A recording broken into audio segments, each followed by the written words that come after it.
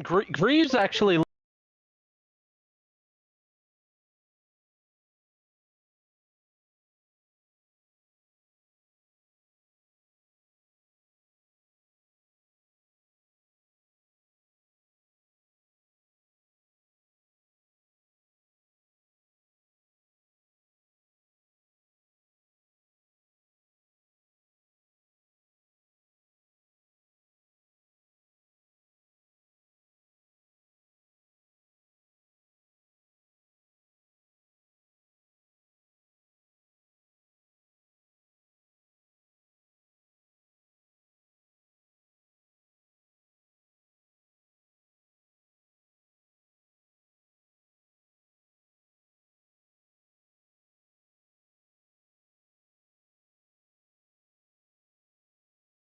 Good evening, ladies and gentlemen, and welcome back to SimPlay Motorsport here for the midway race of the season. It is Pro-Am time, and we are looking forward to this one. I'm Mathew Duffin in the commentary box with Gray Langley himself, the home of British Motorsport. Going to provide some fantastic drama tonight, Langley. Yeah, for sure. I think Silverstone's a great track for any type of car. I'll be honest. F1 produces every year. GT racing, always great around here. Hypercars, even. I think we could see some good racing on the future games like PMR around here as well. I absolutely love this track, and it pushes no matter what car you're in. Like last night we saw M2s, it pushes the car to the limit. You're on the edge of grip every corner, and track limits can be a massive factor around here.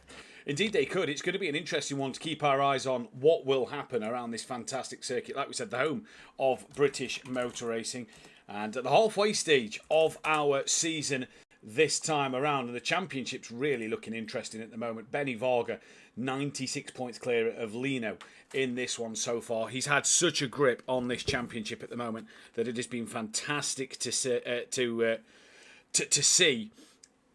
Wolski's P3, Unsworth's P4 with Williams in P5, Gabino from Argent, Millington, Gary Leach, them two's had a good couple of weeks recently. Taylor's P10 from Michael Johnson. Then it's Dronelander, Peckman, Brian Craig, Sam Greaves, Tyler DeBlock, Hunt, Paul Williams, Gary Oldsim. Then it's Neil Broom, Jamie Lee, Catherine Lane, Jimenez, Waste, Dave. In fact, no Jimenez. He moves up to the pro, and I think he is potentially racing tomorrow night as well. Nuke, Waste, Davis, Stoffard, Cummings, Flores, and then Wainwright, who we're currently on. And you mentioned a moment ago that Wainwright looking pretty rapid at the moment. The track has only just gone optimum. Rain around tonight, so we could see a shower or two. If it's like the Nürburgring, that'll be juicy in its own right. But Wainwright at the moment setting the lap times alight. Yeah, for sure. I know you and I have the same thoughts, Matt. We kind of want a little moisture on the track, preferably, because the last time we had that was around the Nürburgring, and it was an absolute stunner of a race. I mean, you had no idea what was going to happen. Cars going off left, right, and center. But yeah, Wainwright here, he's about a tenth ahead of the rest of the field, so it's not like he's blowing everyone out of competition this practice session. So it's very good to see someone new and already be stuck in the thick of it up front. He will be at the back of the grid due to being a new entry, so he will be at the back of the silver class. Bronze looks like this, a little bit closer. Bettison to Malarek, 68 points.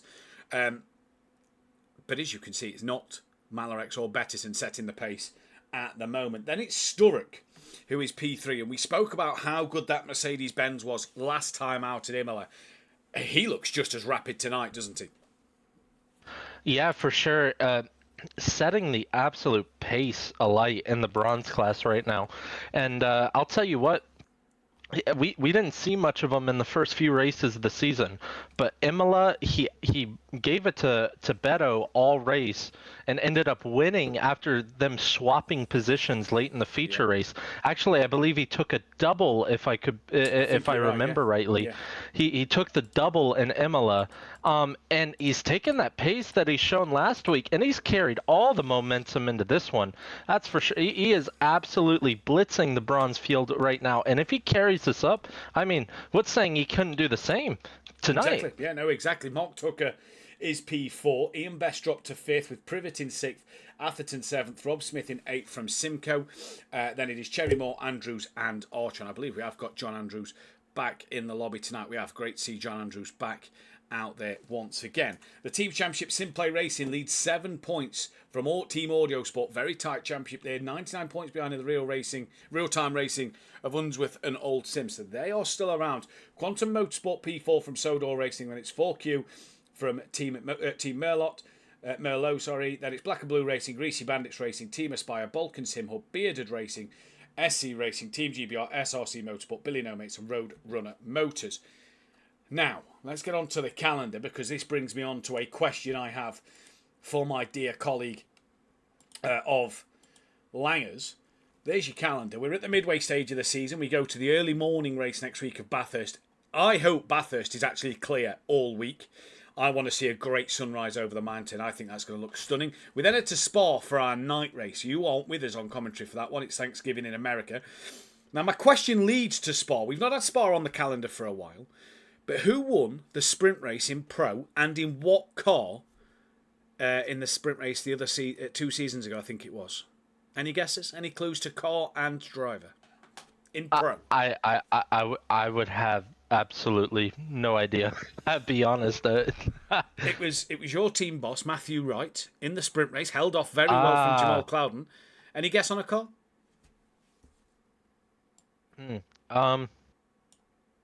Was he in the Ferrari? He was in the Nissan itself in the Spa sprint race.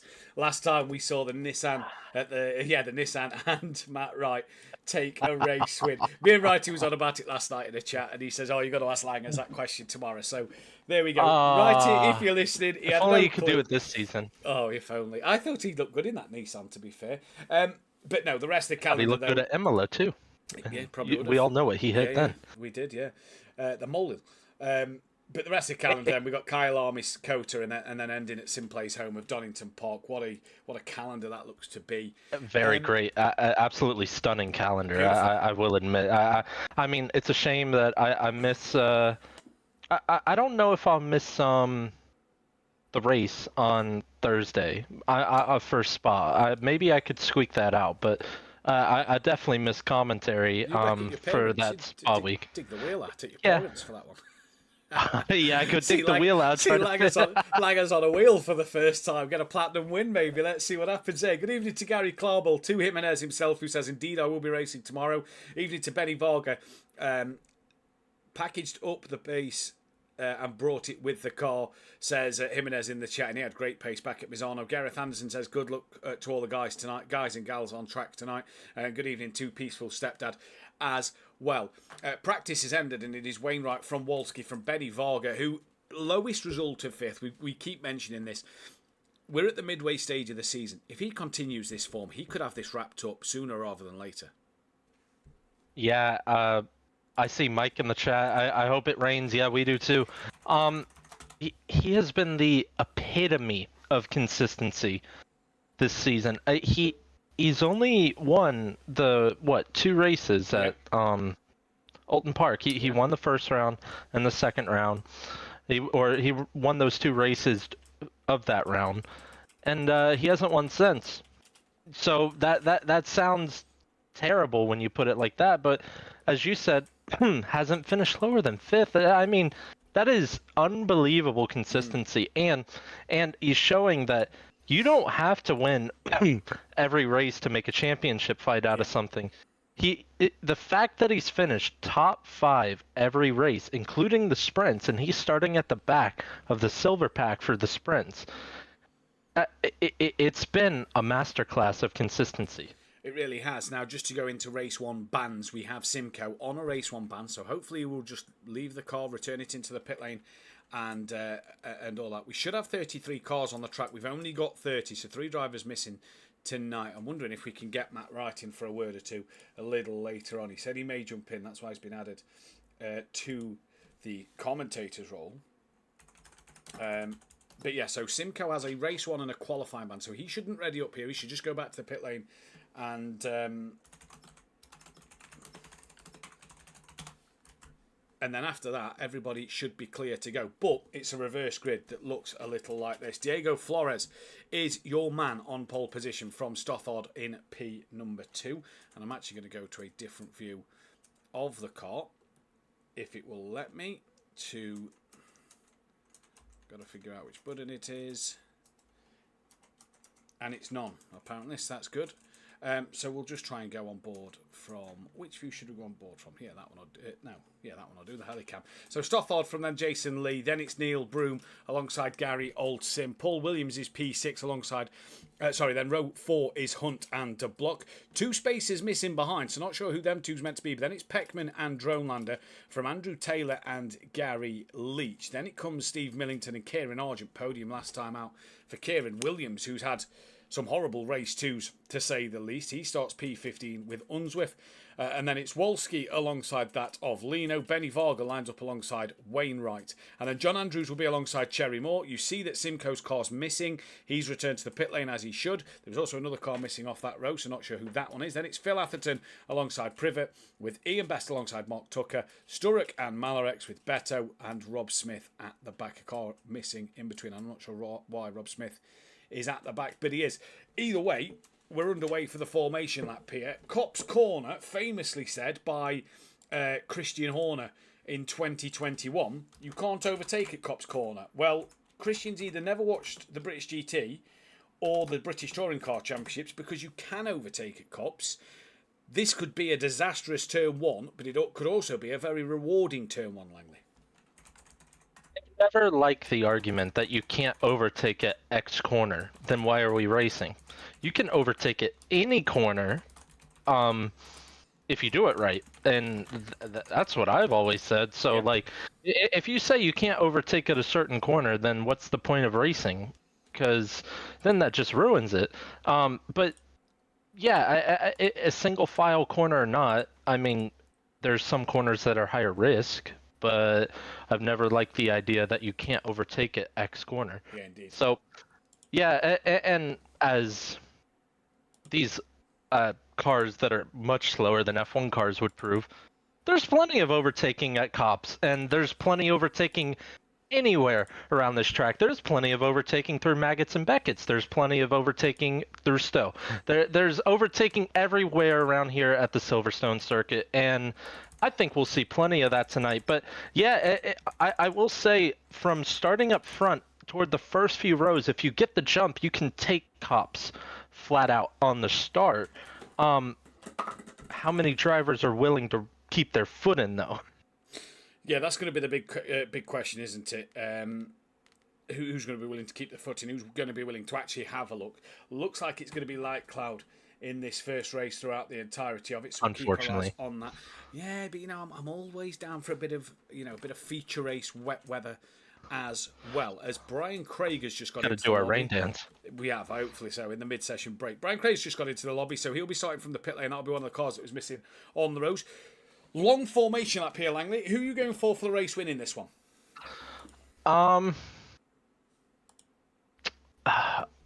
I think Flores has a very... He was quick last year. Yeah. I think he has a very good shot if he can get away cleanly. Call me crazy. I really think it all depends on if they can stay out of trouble. I think DeBlock has a good shot still.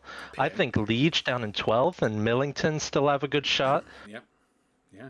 I think Benny Varga is going to get up there as well. He always pits on that first lap, and I'm not trying to give away his strategy, but he's done it every race won this season, bar the first one.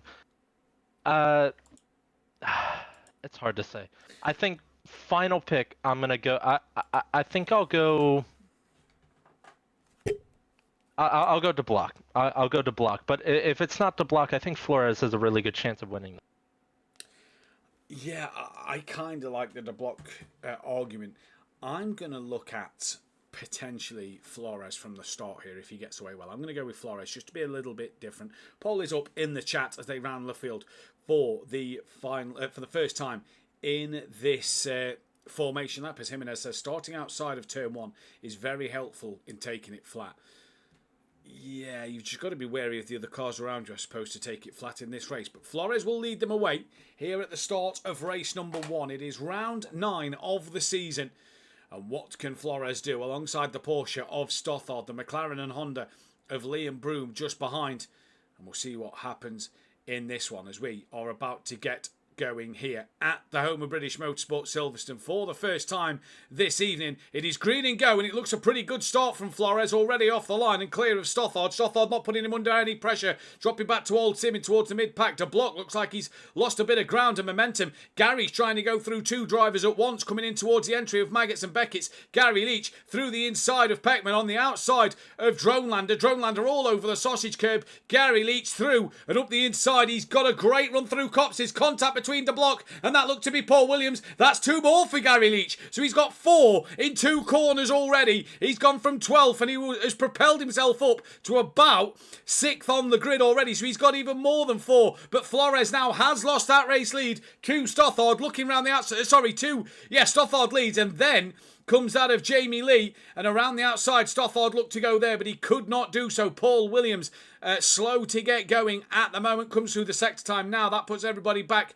to where they should be. See Gary Leach 12th to 7th. What an opening first couple of corners in this lap for him. Down the rest of the pack, not a lot of movers. Benny Varga up the inside of Steve Millington. That's Lino who's had a spin coming through the Vale chicane, and Benny Varga now up into P14.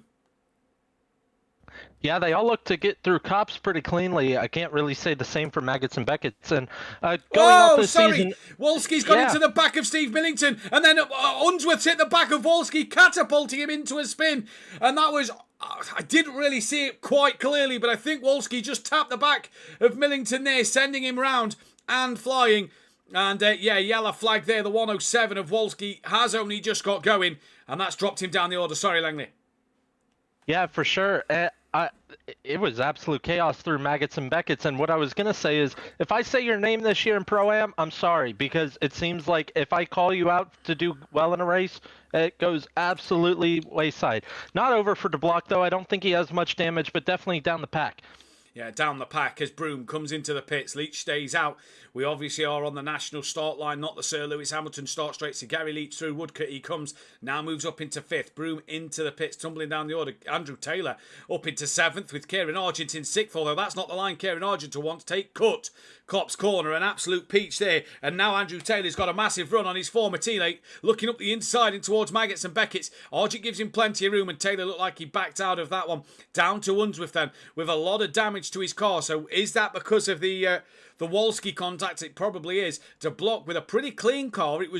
He did well to not get avoided through Maggots and Beckett's. It was only small contact with him and Paul Williams that made them struggle. Going back to Taylor and Argent a second, because Taylor's about to make a move in towards Stowe Corner. The long right-hander, you go off the hanger straight. Argent takes it nice and easy. He's got damage on his left-hand side as Argent.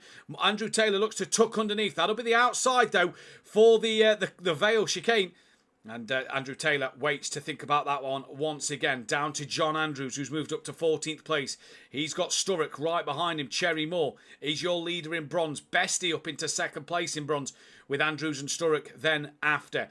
Millington, who's on a recovery drive, has got Dronelander looking up the inside of him in towards the Vale chicane, and manages to hold on to that position. But it looks like Dronelander's got the up and under on Steve then as they come onto the Sir Lewis Hamilton start straight once again. Steve just ran out of room a little bit. Dronelander gives him the space to rejoin, and they go neck and neck into Abbey. There you go. Steve on the outside, bit more contact, nothing come of it. Steve's had a moment on the rear, and into the back of Dronelander he went. Dronelander keeps it going. Steve's around, and already dramas. We've had Hunt, Varga, Broom, Williams, Privet, Atherton, Beto, Wolski, who's off again. Wolski's got huge damage after his pit stop, and Rob Smith have already done their stops. Yeah, I was going to point that out. Varga always comes in and has clean air. He does not this time. He does have a car in front of him. The Porsche not the greatest in a straight line, but it will slow him down from compared to other races where he's had the clean air. Yeah, indeed it will. Paul Williams trying to get past John Andrews here as Malarex on the inside of him. Malarex bows to the pit lane, so Sturrock has got ahead of John Andrews, and that puts Sturrock onto the podium in the bronze category, up into 3rd place as Peckman and Old Tim also into the pit lane. Andrew Taylor's lost ground on that of Kieran Argent, who's gained on Gary Leach a little bit. So I wonder if Gary's just made a mistake somewhere. He has just set the fastest lap of the race, but Stothard from Lee. Flores has also had a moment. He's tumbled down the order, so that puts Leach onto the podium. And Flores then, my prediction for the race win is nearly going to be behind Bestie. Will Ian Best get past him? Ian Best on the back nearly of Cherry Moore, and that is a move just further forward. That is Wainwright with damage up the inside of Unsworth with damage, and Wainwright gets through up into 7th place. Did Bestie get ahead of Flores? Yes, he did. So Ian Best moves up another position, and like you said, Hunt is now the car ahead of Varga. Varga right on the back of him though, 4/10 of a second as they come past Old Sim out the pit lane.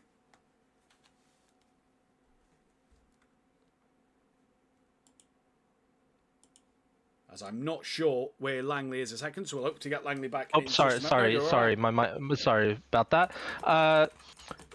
Yeah, it's looking really good for Leach right now. I know it's only a 15-minute race, and I know we only have 10 minutes left, but his pace, and I'll tell you what, Kieran Argent's pace, he's within a second of Gary Leach now. He is within a second of Gary Leach as well at the moment. I apologise for Streamlag, and I've just noticed on my end, I'm not sure why. It seems to be running okay on the Streamlab, so I do apologise at the moment. We'll hopefully try and get that one working back to what it should be in a few moments' time. And hopefully everything is going to start to run a bit smoother. So, yeah, apologies if there is a little bit of lag. Everything seems to be okay now, so that should hopefully have sorted itself out. But, like you say, Argent picking up the pace in this race at the moment. He's gaining on the back of Leach. Leach has lost time to Lee, so I think Kieran sets the fastest lap of the race. So, all that testing all week and all that complaining he's been doing to me, you and Matt Wright all week seems to be paying off again, because he got a podium last week after it all, and he's doing it again here. Yeah, track time will always triumph anything that you have going wrong with the car. The more you're on the track, the more laps you put in lap after lap, you're going to get quicker. It doesn't matter what setup you have. It doesn't matter what you think is wrong with the car. It's going to get quicker. So he's put in the track time, and it looks to be translating tonight. Yeah, it does indeed. So hopefully the stream is a bit better. Lee still on the back of Stothard for the lead of this race. Ian Best is now your net pro bronze leader, because Cherry Moore's dropped way behind him, and Flores has also got past him. Cherry Moore coming under pressure from Lino in towards Stowe, and Lino gets through that time. So through goes Lino. Williams is ahead of Broome now, so that's 21st for him. He's got to try and gain on Old Sim. Not many battles at the moment out there thus far. So Lino ahead of Cherry Moore. This is your fight for the lead between Stothard and Lee. Probably two guys that we got overlooked. To Sturrock, all that pace, stop-go penalty, speeding in the pit lane. Yeah, that's a killer, especially in this one. He had the double last week. He would have been the net leader on pit stops in the bronze class. All gone to the wayside now. Yeah, that's all gone to the wayside, and that is going to put your net leader to be Bettison, who's on the back of Sturrock after his pit stop. John Andrews is now in, so it's going to be interesting to see where Ian Best comes out into all of this. And I will get the pit stop times up for you for this race, so you get a better idea of what is happening. I do see Kieran in the pits now, so we'll see where he blends out in terms of Hunt and Varga as well. So Kieran Argent into the pit lane. Silverstone then, you lose 58 seconds. So 52 seconds for a pit stop as Ian Best comes into the pits himself. So Gary Leach needs to start to get that lap down, as Stothard now has set the fastest lap of the race. And Benny Varga still sat on the back of Hunt in this one at the moment. So Hunt doing what he needs to do. Varga showing that he's probably not got the outright pace thus far. And Sturrock and Bettison pretty close. We've then got Dronelander and Malarex as well. This will help Malarex and Bettison out in this championship, won't it? To just constantly creep away from Sturrock with that stop-go penalty. Yeah, for sure. I'm watching Argent trickle down the pit lane now. He's off the limit, or he's trickling down the pit lane now. I can see Hunt, Varga coming over the start-finish line right now. I think they're going to be ahead of him, but it's going to be close. Yeah, here comes Hunt. He's through. Benny Varga, has he got him? He's dropped off the back of Hunt. Oh, Argent's hit the wall on the exit. Oh, what a shame for Kieran Argent. Well, he's lost out to Hunt and Benny Varga, and didn't lose out to Sam Williams. Or did he? No, he didn't, as he's got going now. Ian Best has just come out the pit lane. Where is Bettison? only at turn 1. So Ian Best, your net bronze leader at this stage of the race. And he's got a pretty comfortable gap, you know, back to Richard Bettison at the moment. Where's Williams? Williams is behind him. Hunter's obviously gone through, as the timing tower will update. There's Sam Williams. There's Old Sim. There's Peckman. And there is Broom.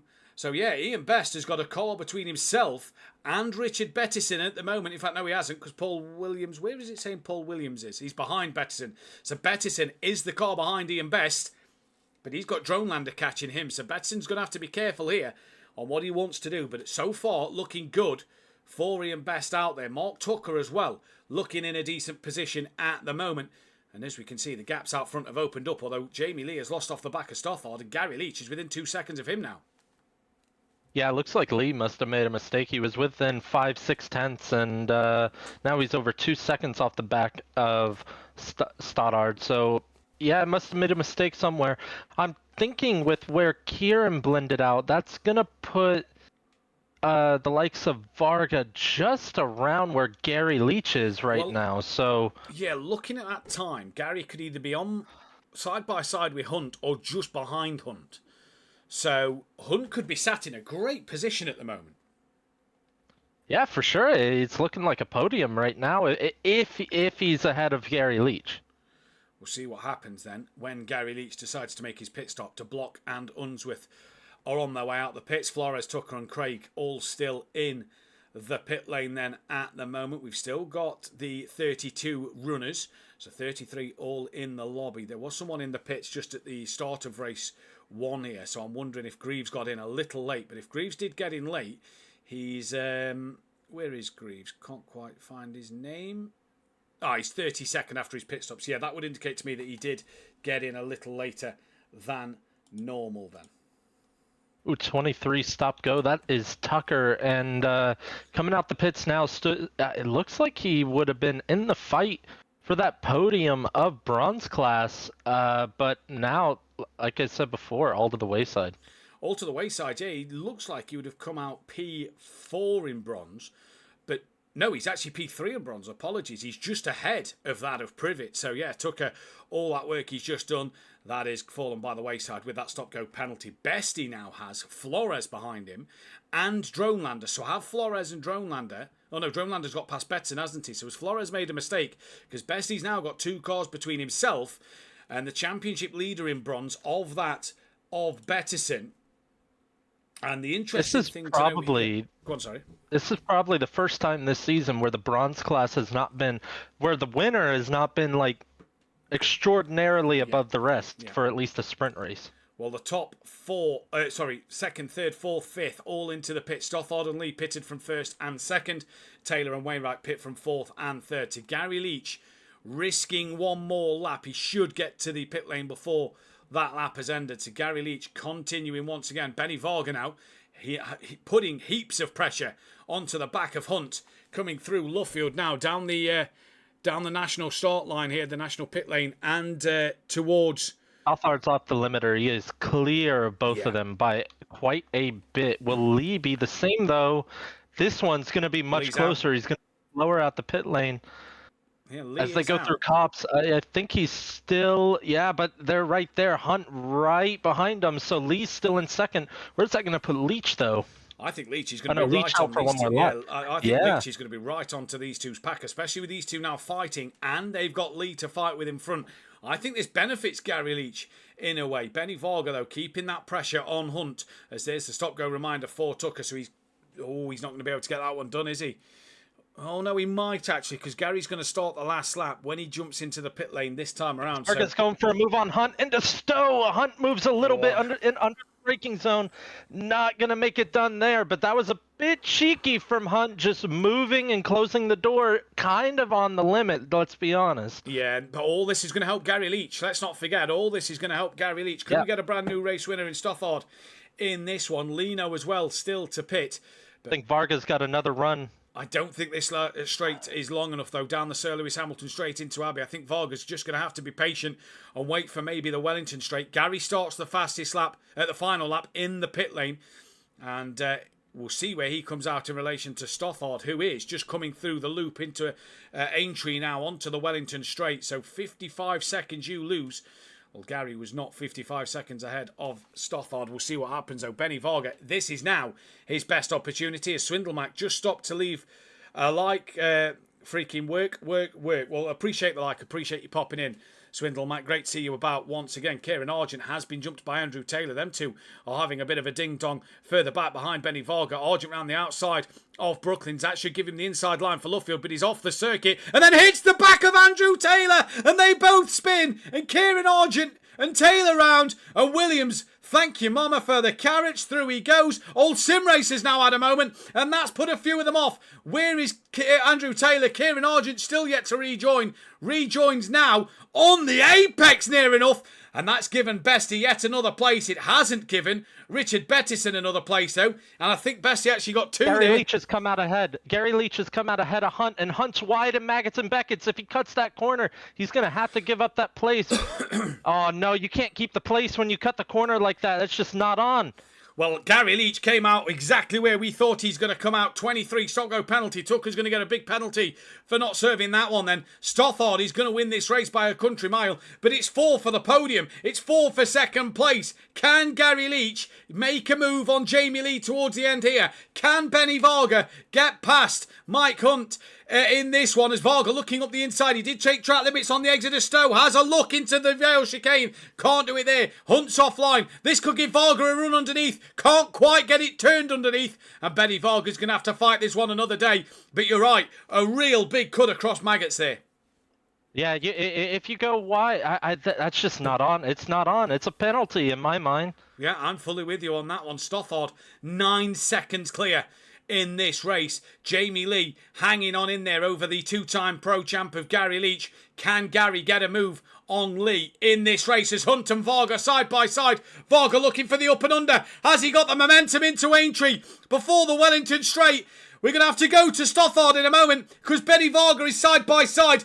Langers, you may have to keep an eye on this one. Varga side by side. The 79 is off. That is Ian Best off from the lead of bronze. We go to Stothard though, who is going to become a brand new race winner and wins the sprint race. Wins round 9. Best is returned to the pits at the very end. Stothard wins from Jamie Lee. And did Benny Varga get it done, Langers? Yeah, he did. It looked like Hunt didn't give him much room. What is it, Luffield? I'm sorry, Yep, I forget the corner name, but still, there was slight contact. It sent Hunt a little wide, but I'll be honest. After what happened earlier in the lap, I think all is even. Well, all may be even there. Taylor 9th, Peckman 10th, Broom 11th, Unsworth from Leno 12th and 13th. Dronelander's going to get 14th place. Kieran Argent down in 15th. Beto wins in bronze for 16th place from Malarex. Flores 18th from Old Tim. Then will be Paul Williams. Mark Tucker's going to be in for a big penalty in this race. P21. P22 for his teammate Brian Craig. Millington down in 23rd. That is not the position he'd have wanted to be in this race, ahead of Privet. Then Privet actually will get that 3rd place in bronze now due to the penalty for Tucker. Rob Smith we're waiting for P25. Cherry Moore's already finished P32. And I think Ian Best may finish a lowest of 30th place there. So I'll have to go and speak with Bestie in the mid-session break here. But Rob Smith about to cross the line for that 25th. Indeed he does. Phil Atherton's just going to hang in there over Wolski for 26th and 27th. And Sturrock, what could have been for him without that stop-go penalty? So I'm watching the replay now. It looked like Bestie was in a scrap with Leno. Leno was on his outside coming out of, I believe, his club.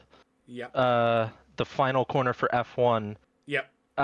Bestie squeezes him, but Leno then goes fully off track. Bestie cannot go any further to the left. As Leno rejoins the track, clips the rear of Bestie's Ford and sends it into the turn 1 outside wall, turn 1 F1 outside wall. There we go then. So that is what has happened to them two. I'll get Bestie's reaction and probably remove a few expletives in between, and I'll bring that back to you in just a couple of moments' time. But we have just lost a driver, dropped out a second, so hopefully we'll get them back in for whatever it will be. So I'll wait for the final classifications of the results to come through. But what an opening race, Langley. Yeah, for sure. I mean, Oof.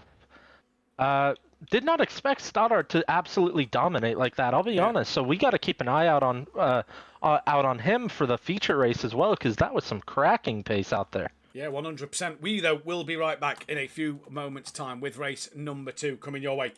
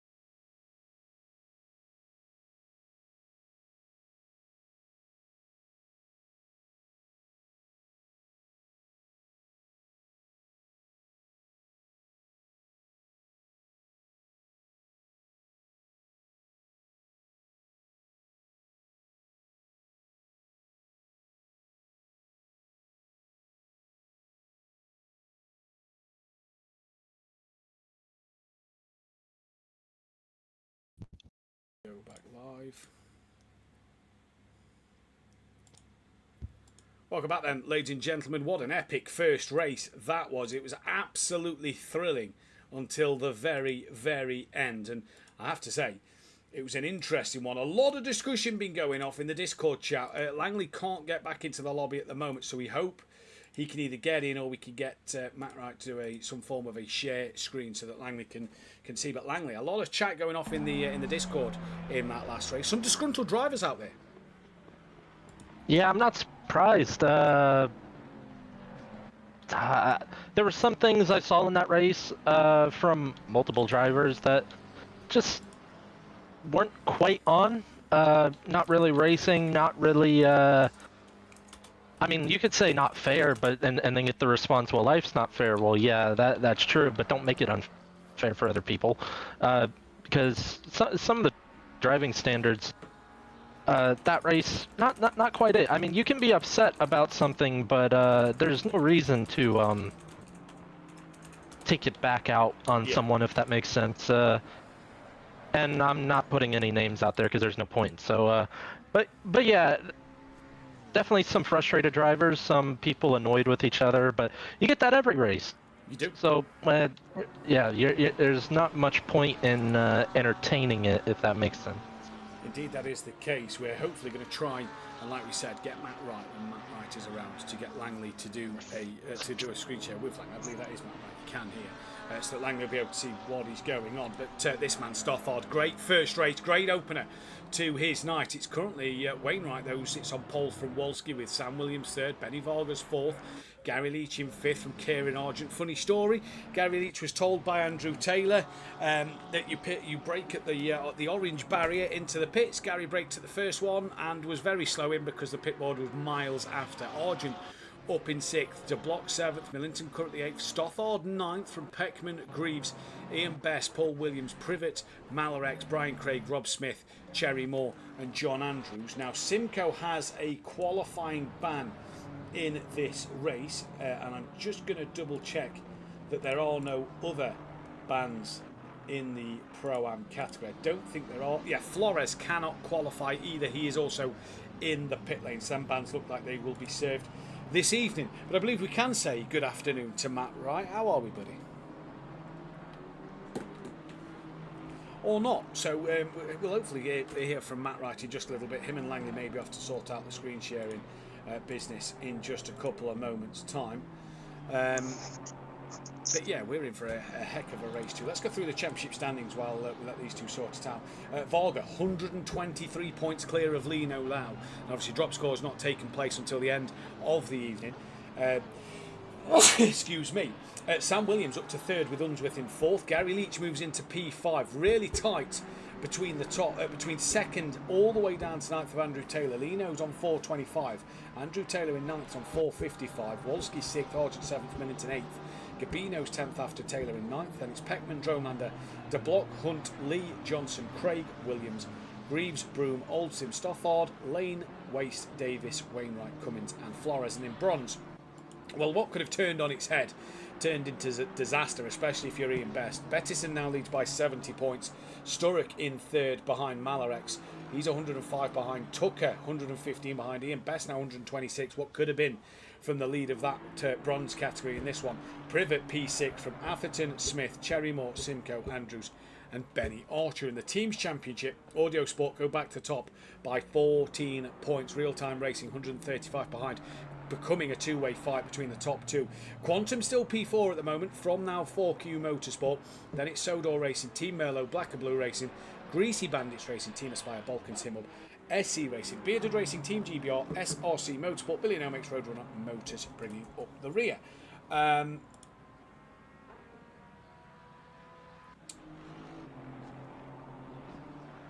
not sure what chat is where, but just read a message from Matt Wright, something to Langley. Langley, I don't know if you have seen that one.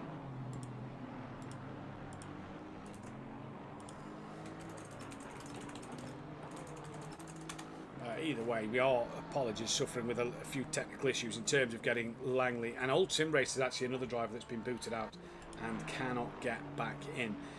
But pole position now for race 2. This is on board with John Andrews at the moment. Who's coming towards the line on a valid lap? I see the 75. That is Bettison. Currently 9 tenths off the pole of Tyler de Block.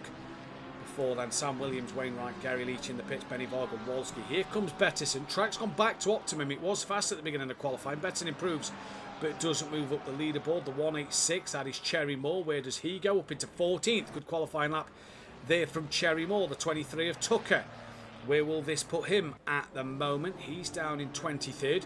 Going to look to try and move up the order with this lap. A couple of attempts puts him out of Privet, and he goes out of Privet and Greaves. The 777 of Malarex next towards the line. Can he find any more time in that Aston Martin to move up the order? I'd imagine he will, and he does. He moves right up to 13th place. John Andrews next to the line before the 169.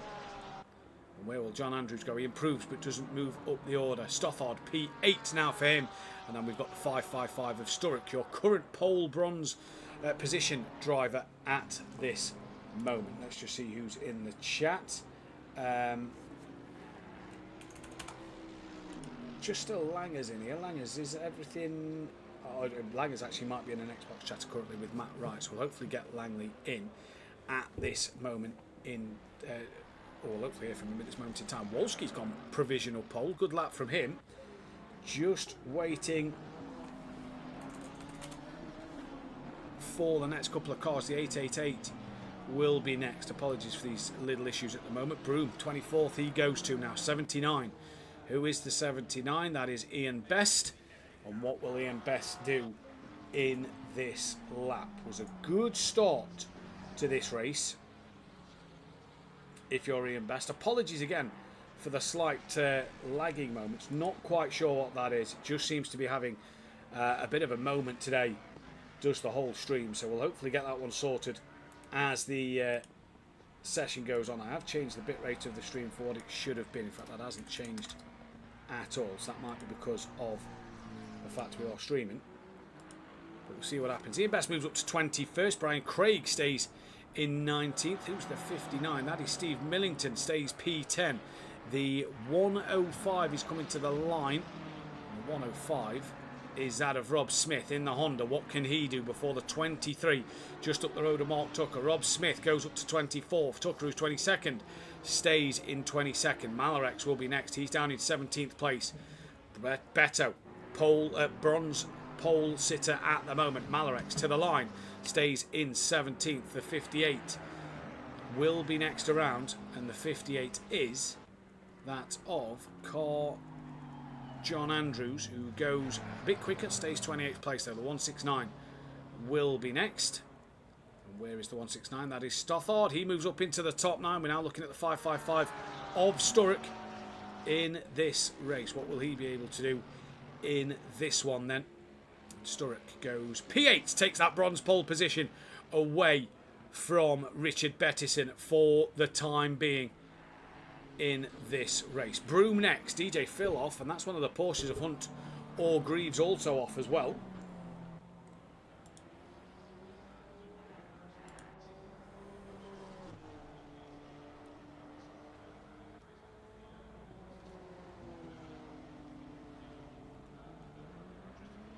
And Broome goes up into P19. 74 next car. I'm just trying to keep our eyes on the stream a second to bring you all the action, so apologies if just going quiet for a moment or two just while I try and sort the stream out. 74 a drone lander.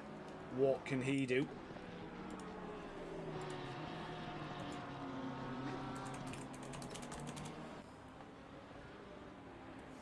He's coming through Woodcote now and is approaching the line. Here comes drone lander, finds a bit more time but doesn't improve. The 68 of Hunt to the line doesn't improve at all there. The 186, that is Cherry Moore, third in bronze at the moment. Crosses line, improves but stays 15th. The 89 next to the line. I can't see the 89 anywhere. That is Taylor, 26th place for him. What about Tucker? Car 23 doesn't improve on P24. We now turn our attention to the 58 of John Andrews once again.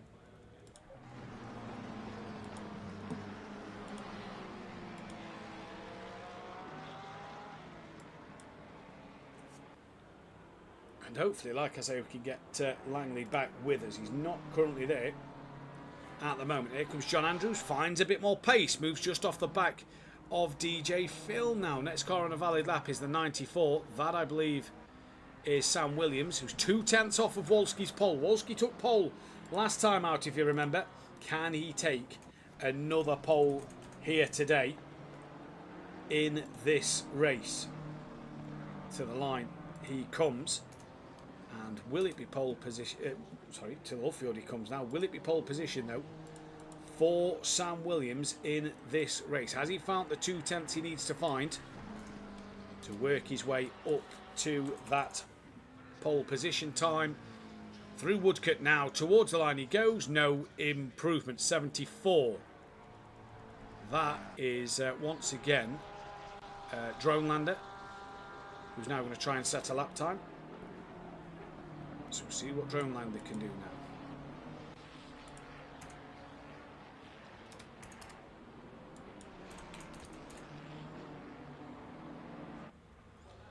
To the line he comes. And what's this going to be? Moves up to P8, so a heck of a lap there from Drone Lander. Brian Craig now on a mission to get another lap on the board before the 114. Brian Craig moves up to 14th. The 114, I believe, is Unsworth, yet to set a time. And here he comes, moves up the order a little bit more. Andrew Taylor now moves up into 17th.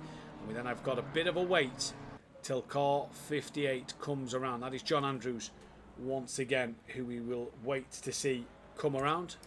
And these will be the last set of laps in this race then. What a day this could be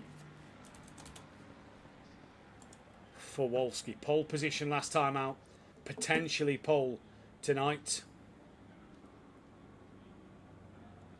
And John Andrews has bailed on his laps. We turn our attention to the 888 of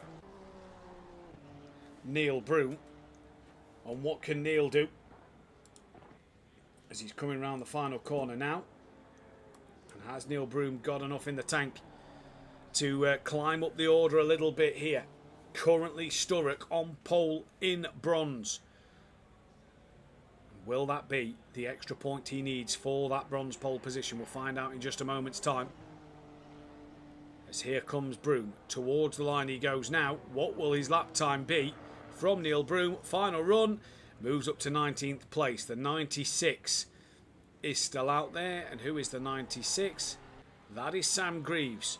So see if Sam Greaves is on a lap. It says he's invalid, so let's see what happens here. Greaves down in 26th place, 2.4 off of the pace at the moment. Can he find any more time in the tank? Has he got it across the line? He does, and goes up into P12. Great lap for Greaves. What about Lino now? He's the next man on a lap. And can he find any time? He does. He moves inside P10. Drone Lander next to the line. Has he got anything? He improves but stays P8. Gary Leach currently 6/10 off the pole in P6. Can he find any more in this BMW? No, he cannot. The 114 will be next. And that is Unsworth. The 89 is just invalidated. I believe that's Andrew Taylor. Unsworth moves up to 25th. Taylor stays 18th. And the 107 of Wolski doesn't do it because Wainwright at the very end, he was the car in front. Wainwright on his first race takes pole position here at Silverstone for the feature race then. Again, we apologise for the technical issues on stream. Langley is back in the service, so I believe we can see Langley. And we've got Old Sim. That may not be true, actually. That just may be the leaderboard at the end. So hopefully we have got Langley back in. But I'm getting nothing in my ear at the moment.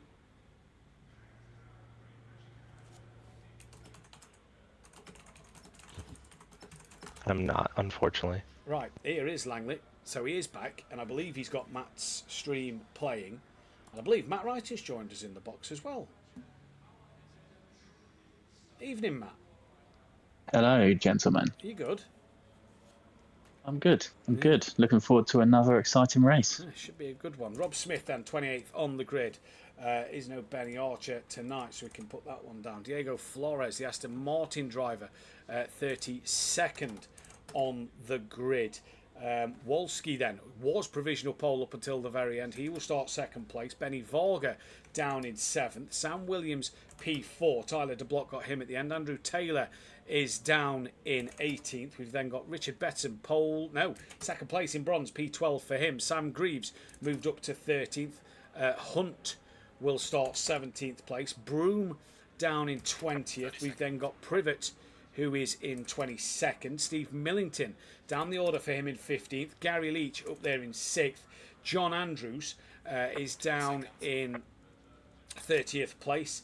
Malarex is 21st. Paul Williams is in 23rd. Johnson's not here tonight, so we can make colour that one in black.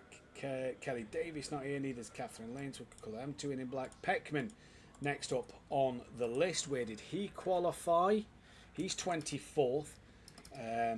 Phil Atherton is 29th. Cummings not here. Gabino not here. Nukewaste not here. Old Sim has to miss this one, sadly. Unsworth up into 25th. Kieran Argent, P5.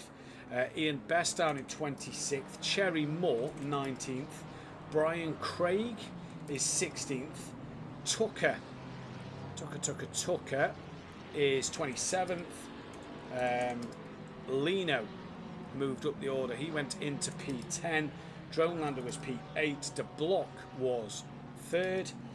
Simcoe didn't qualify. He's down in 31st. We've then got Sturrock, who is your pole sitter in bronze, P11. Good qualifying for him. Jamie Lee. Didn't see Jamie Lee. There he is, 14th place. Stothard was P9, your race 1 winner. And Wainwright takes that pole position.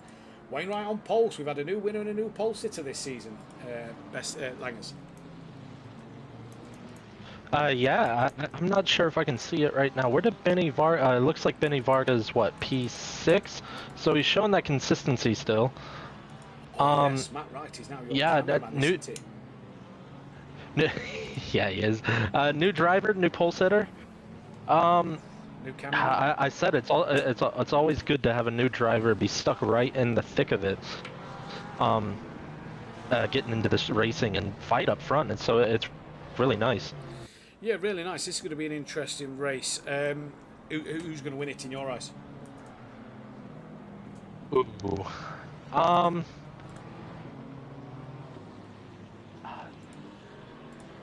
Whoever I say is going to get in an incident, aren't they?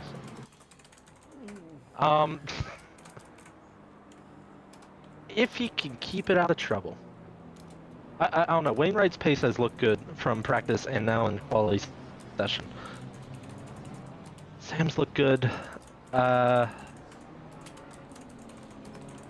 think Wainwright has the best shot at this if he keeps that consistency that he's had over the first or from practice and qualifying.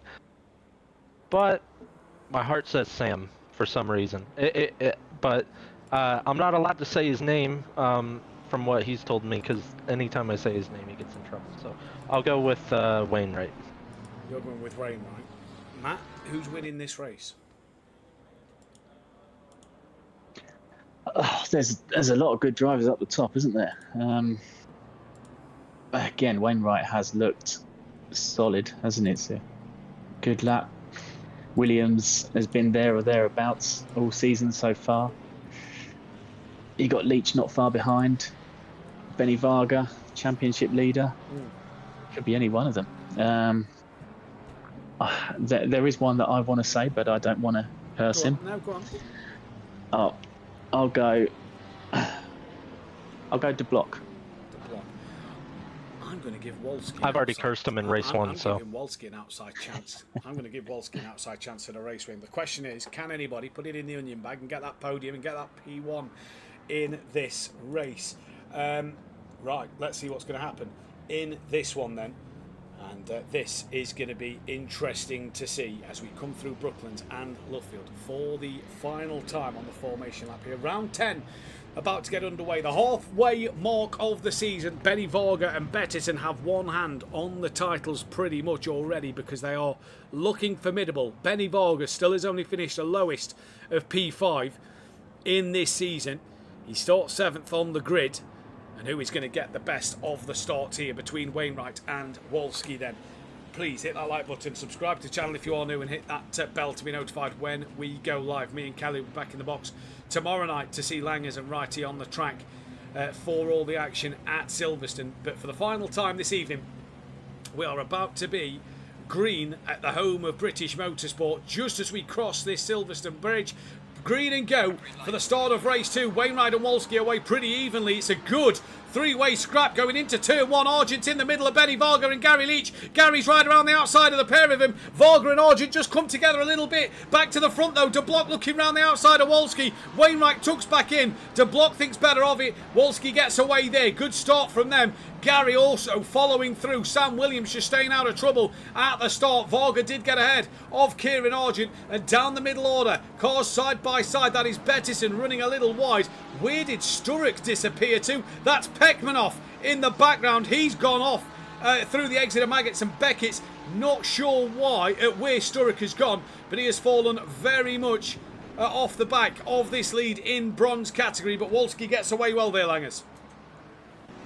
Yeah, for sure. It looked like a much overall cleaner start than race 1. Did not see too much contact up and down the field. Yeah, looks a pretty good start at the moment. Wainwright's checked out a little bit from Wolski, who's gone wide. This could allow De Block to have a look in towards Abbey already at the start of this race. Benny Varga's having a look on the back of Gary Leach, and Stothard having a look on the back of Kieran Argent into this one.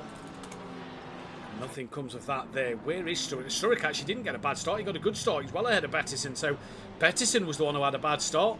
And no wonder I couldn't see Sturrock around. He was well up the road from that Lexus in this race. Cherry Moore's currently third in that bronze category. Down the back of the order, though. This is on board with Ian Best. Just been overtaken by Rob Smith, who's gone very, very wide. That's going to allow Best back up the inside. Maybe even Tucker as well. No, Best gets through.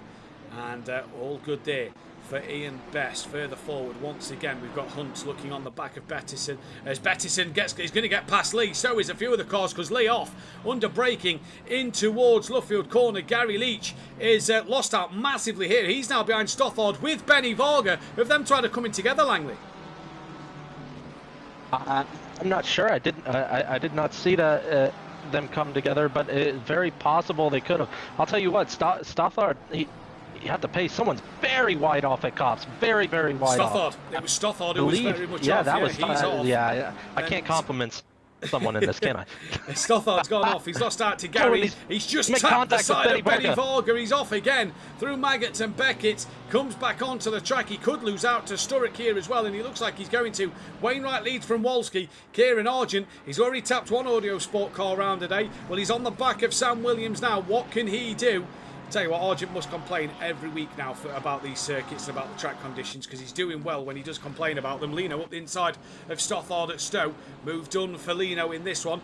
Down to Greaves, who's ahead of Bettis, who's behind Bettison now. He's got Hunt and Taylor for company as well. There's Jamie Lee, then Steve Millington ahead of Cherry Moore and Unsworth, Brian Craig, Broom. Williams, Privet, Ian Best fending off that of Rob Smith at the moment in time. Rob Smith nearly into the boot lid of that Ford Mustang. Malarex and has dropped down as well. He's behind Mark Tucker. Phil Atherton into the pits at the end of that one for his stop. And look at this gaggle of cars. Andrew Taylor really looking racy on the back of Hunt at the moment. Yeah, for sure. There's a whole gaggle of cars back where Gary Leach, Dronelander, Varga is. They are all scrapping it out right there. They are indeed, and Varga's just got himself ahead of Dronelander. So Benny Varga trying to come back through. And what has happened to Argent? Because he's now lost out to Gary Leach. Gary's still within a second of Sam as well. So has something happened between Argent and Williams? Did Argent just make a mistake? Maybe, because he's lost out to Gary now. Gary's within a second of Williams. Wainwright is starting to check out a little bit up front, and Wolski as well in second place. Remember the last time Wolski and Gary was on the podium was last week at Imola. They just couldn't, Gary beat Sam, didn't he? It was Sam and Wolski who was having a fight when Gary was on the podium. Well, Sam's fourth, Gary's fifth, Wolski is second. Now it ebbed and flowed in that race. Looking down now to Steve Millington with Jamie Lee. That seems to be the closest fight on the circuit at the moment. No, it's not, because it's Andrew Taylor on the back of Sam Greaves. Greaves with a bit of damage to the rear end of his Porsche, sliding through Cops Corner, and Taylor's going to hang on into. Taylor's going to try and look to make the overtake as Greaves hangs on. Yeah, I mean, look at this pack. Look at the track map. They're all nose to tail. It's almost like a DRS train that you would see in the F1 games. It is. But yeah, Taylor's all over the back of Greaves here, and Greaves is now all over the back of Hunt. He has the run. I think Hunt may have gone wide. Not sure there, but yeah, great fight up and down the pack. I mean, they're nose to tail everywhere. Oh, Lino almost hits the back of Taylor, or Lee, sorry, almost hits the back of Taylor there. Yeah, and that could Runs allow wide at Stowe, gonna leave him vulnerable to Millington. Not gonna happen under the brakes though. No, shame. Millington now and Lee both being dragged into this fight between the two Porsches and that of Andrew Taylor as Millington looks underneath. Millington looked like he was going up the inside of he had a look. The final corner.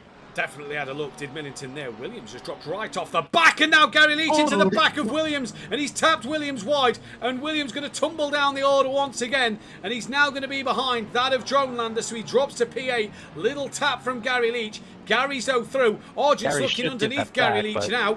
Argent's having a look at him. Down the Wellington straight. BM versus Ferrari. Kieran Argent versus Gary Leach. Here they come. Gary on the outside into Brooklands. The last time Kieran tried to move here, he tapped Andrew Taylor round. Gary breaks early. Lets Argent have that one for the time being. Argent moves up to P4 now. And now Gary, Benny Varga and Dronelander and Argent all going at it.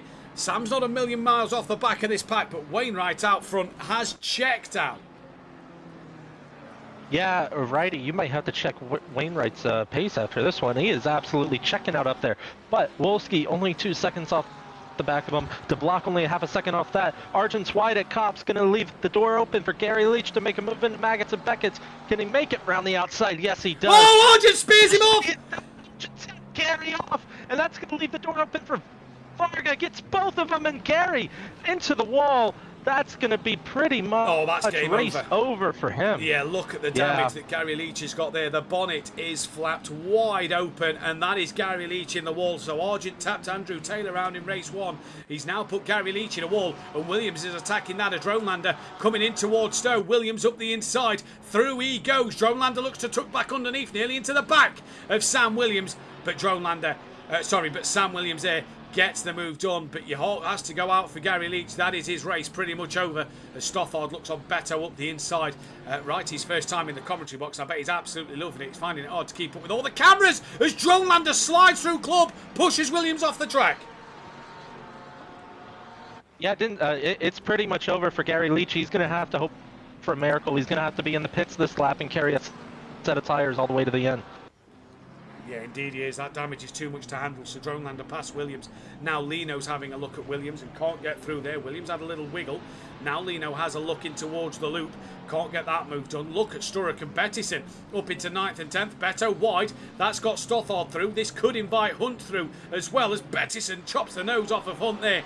That's a Kelly chop if I've ever seen one, as now here comes Grieve still with Taylor and Millington in this race. Down the order though, Paul Williams is trying to put Leach under some pressure as Broome is there as well, and Privet and Ian Best. Privet looking up the inside of his teammate into Brooklands. Is Bestie going to try and follow through? You bet you bottom dollar he is, and through goes Ian Best. And here comes the pack now onto the back of that wounded M4 of Gary Leach, who's surely going to drag this into the pit lane, and indeed he does. In he comes.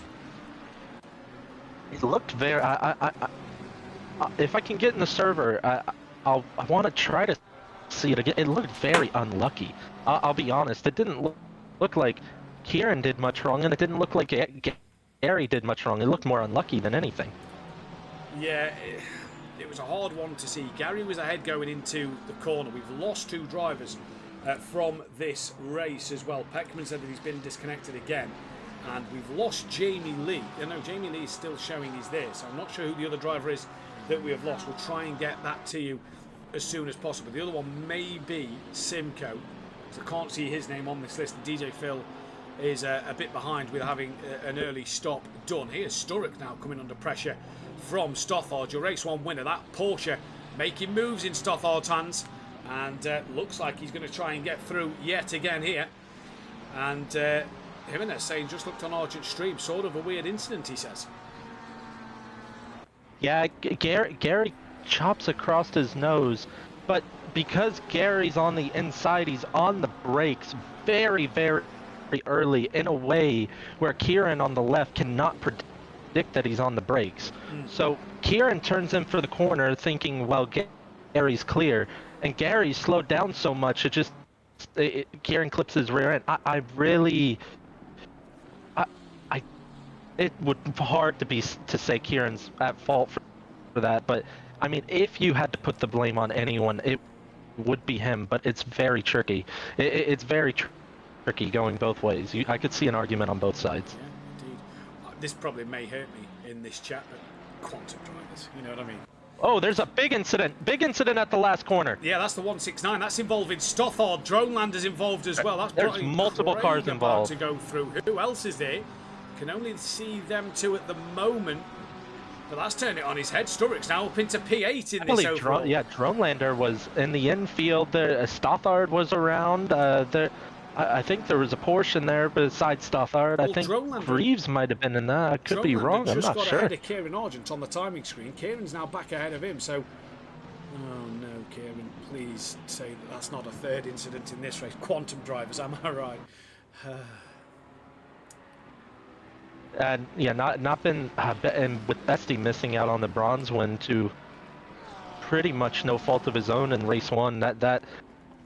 It's crushing so far for Quantum. They both have had great pace tonight. I was expecting a bit of a comment there from Matt Wright. We obviously chose to ignore that one.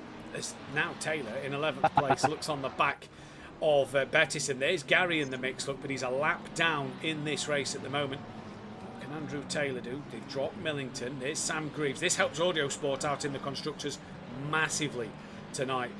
Gary is actually ahead, though, of John Andrews and Jamie Lee in this race. So I wonder if Jamie Lee got kicked and has got back in. So I'm watching back right now. Kieran looks to the inside of Dronelander. They're going side by side through left field now, in through the right-hander. Dronelander's on the inside, and he understeers into Kieran Argent. Spins Dronelander around, and Dronelander then, as he tries to accelerate, taps the rear Stothard, causing even more chaos. So he caused the initial incident, and then he taps another car around instead of staying still. Yeah, that's not on from that. Got to be patient. Yeah, Got to wait. Indeed you have, as De Block is now up into second place ahead of Wolski, 2.2 behind Wainwright though, so he's been able to check out in this race, while De Block has been the one to try and overtake Wolski. Can De Block make inroads now on Wainwright in this race? Down the order we go. What's the closest fight on track? It's that of Dronelander on the back of Paul Williams now trying to get through. So here's Paul Williams with Dronelander just behind him. Sam Greaves into the pits. Rob Smith also into the pit lane.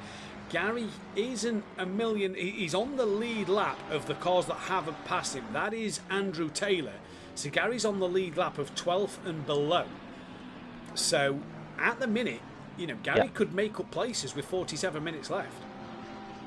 It's going to be I think he'll undercut quite a few people. I think points are good points are still on, but toward the end of the race, it's going to be a dogfight with that car. The tires will be so worn compared to everyone else. Yeah, indeed.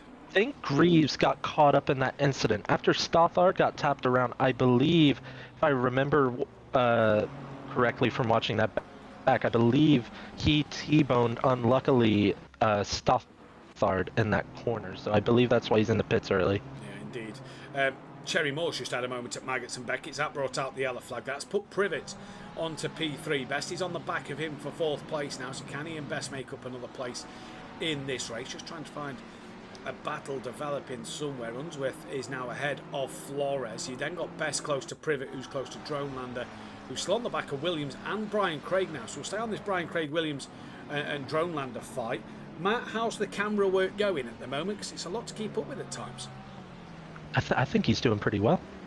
Yeah, I'm just trying to keep an eye on the gaps and get my producer work in action. Yeah, well, you show Langers anything. You know, Langers can just jump in at any time for what he may see on the track. So far, though, look, Benny Varga P4. We speak about it all season, Langley. Lowest of 5th place, back in 4th once again. Doesn't need to do anything but what he's doing right now.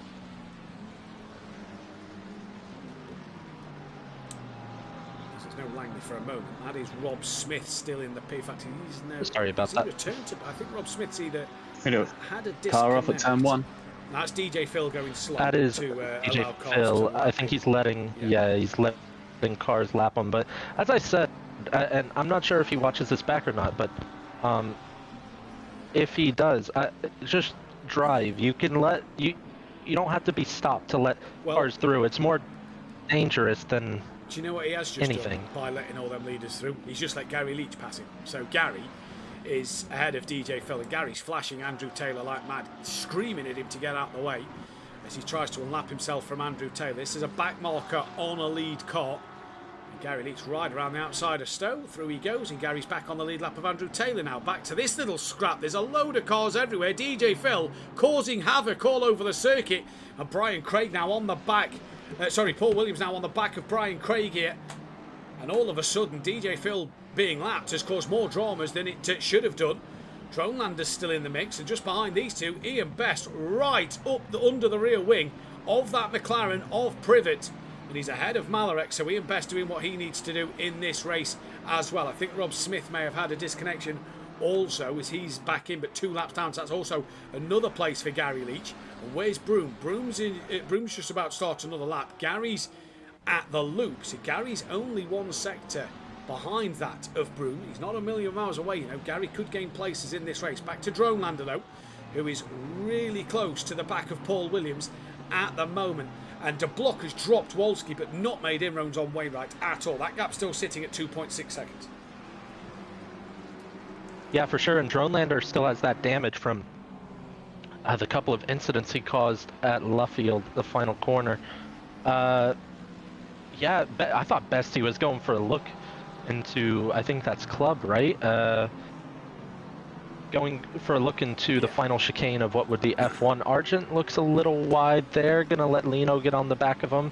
Looks like Stothard's past Millington, or that could be Millington putting pressure on Stothard, which not sure which way around that is, but I see a lot of cars going wide at Cops, and I genuinely do believe as this race goes on, we're going to see, we didn't see it as much in race 1, to my surprise actually, we saw a couple of speeding penalties, but I think track limits are going to have a play in this race. Oh, massively.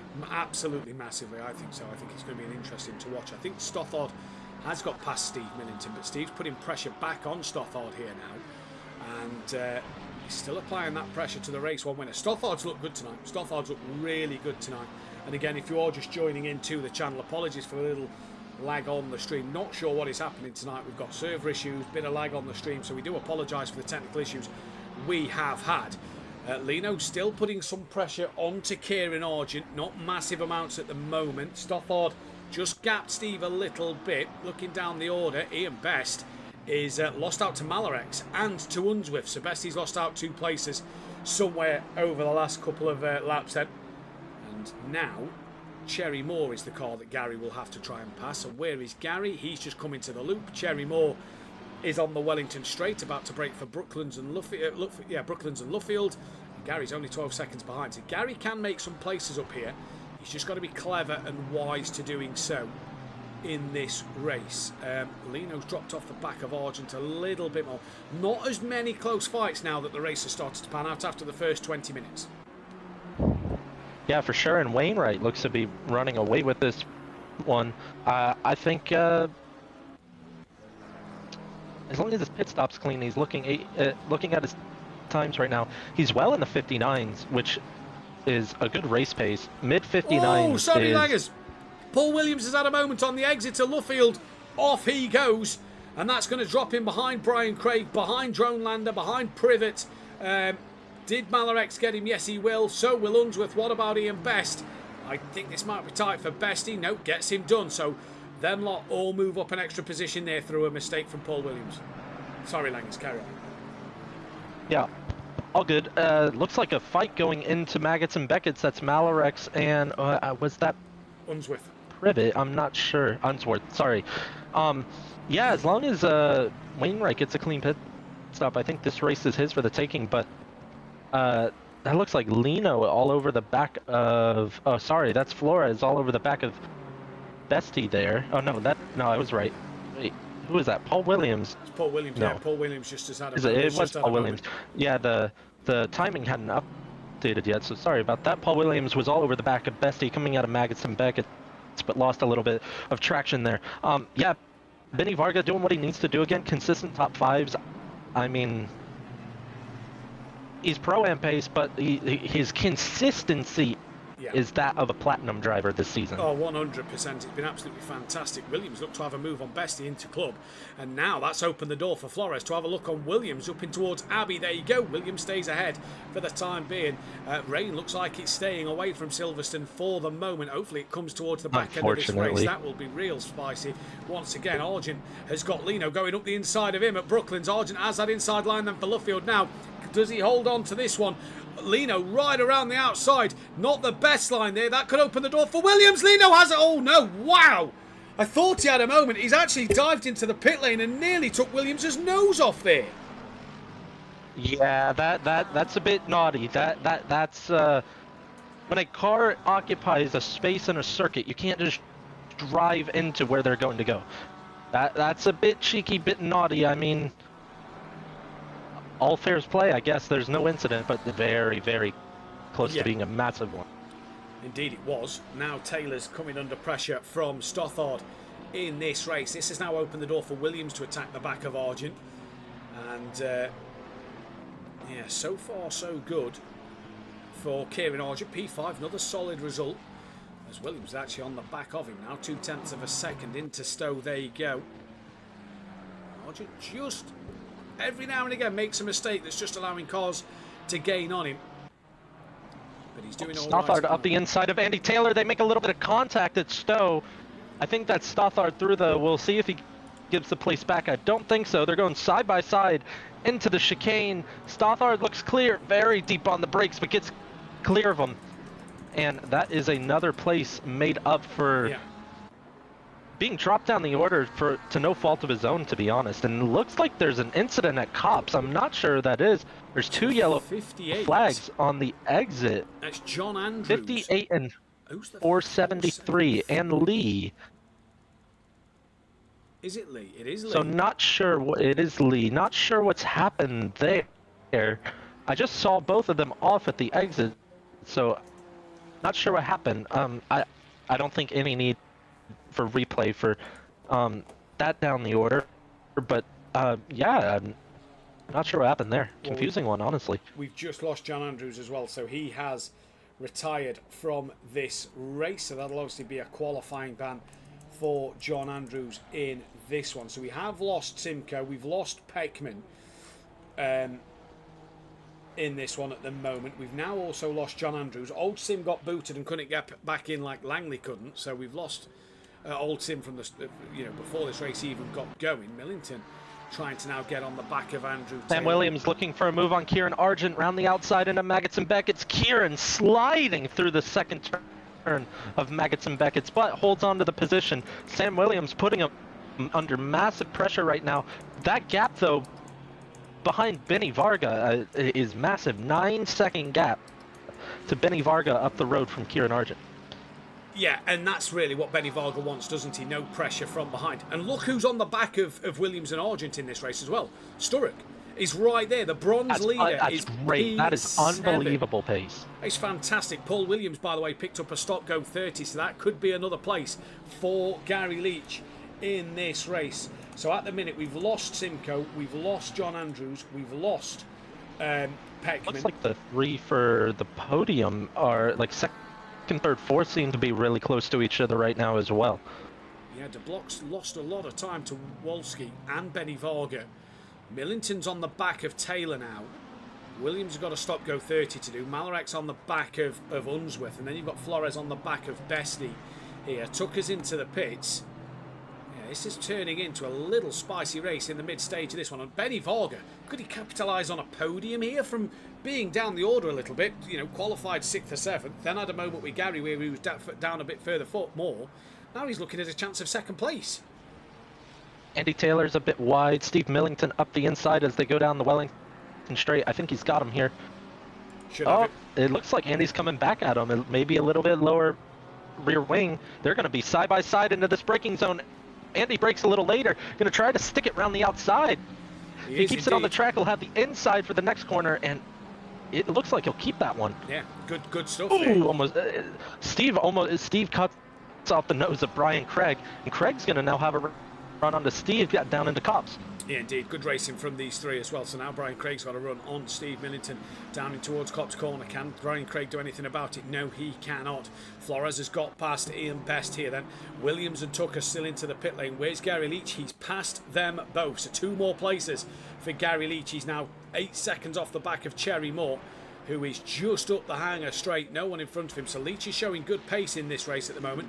But like I say, Brian Craig lost out a little bit now to Millington. Back to that fight between second and third and fourth, and it's Wolski who's under more pressure than De Block at the moment. Wolski coming under increasing amounts of pressure from that of Benny Varga in this race. Looking back from the rear wing of Wolski, there is Benny Varga, and you can just see that the 2 BMWs are scrapping it out hard here. Benny Varga is doing exactly what he needs to do to win this championship once again. Yeah, I think Benny, I mean, talking to him quite a few times this season after races, and he goes a little wide there. But I don't. He wants to get ahead of Wolski. I don't think he's going to make a desperate move for it though, and I think he should. He knows that he doesn't really need to. I mean, because the cars that are ahead of him, it seems like different cars ahead of him every week. Yeah. Like you have a different top 3 ahead of him or a different top 2 ahead of him, but he has been the one consistent, always in the top 5. He never seems to be having his title rivals in front of him, does he, at times? Leno's 18th, but Leno's just pitted. Williams is 19th. Leno's jumped Williams in the pit, so Williams has made a stop here in this race as well. So Williams and Leno down to 18th and 19th, and in terms of Gary Leach's progression, he's 24th, 7 seconds off the back of Cherry Moore at the moment. Wolski, though, back onto the rear of De Block, 0.3 of a second that one sits at, and this has been a heck of a race from these guys at the moment. Yeah, for sure. I believe Wolski is P2 in the championship, right? No, Leno is. Leno, so... Wolski's only 6th place at the moment, 166 points behind. Wow. Yeah, so, I mean, Leno's 2nd. Who's 3rd, 4th? 3rd is Williams, 4th is Unsworth. Unsworth's 13th at the moment. And Williams is 19th, but has done his pit stop. So, really, when you look at that, if Wolski's 6th place, that's his closest title rival, 166 points behind. You know, Varga's sat in a pretty comfortable position right now. Yeah, and Wolski's putting the block under tons of pressure.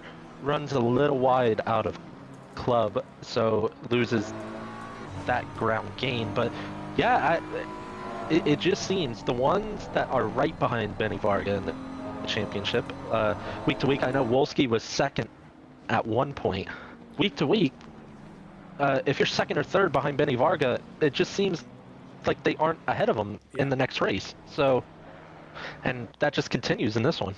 So Steve Millington's just coming out the pit lane. He will be ahead of Dronelander, but behind Leno and Williams. So that puts them to up another place, and that puts them to in the best position as possible at the moment. Now Wolski, though, has dropped off the back of De Block a little bit and has just fell into the grasp of Benny Varga once again. So this top 3 fight really ebbing and flowing between the 3 of them at the moment right now. It's going any way between these drivers.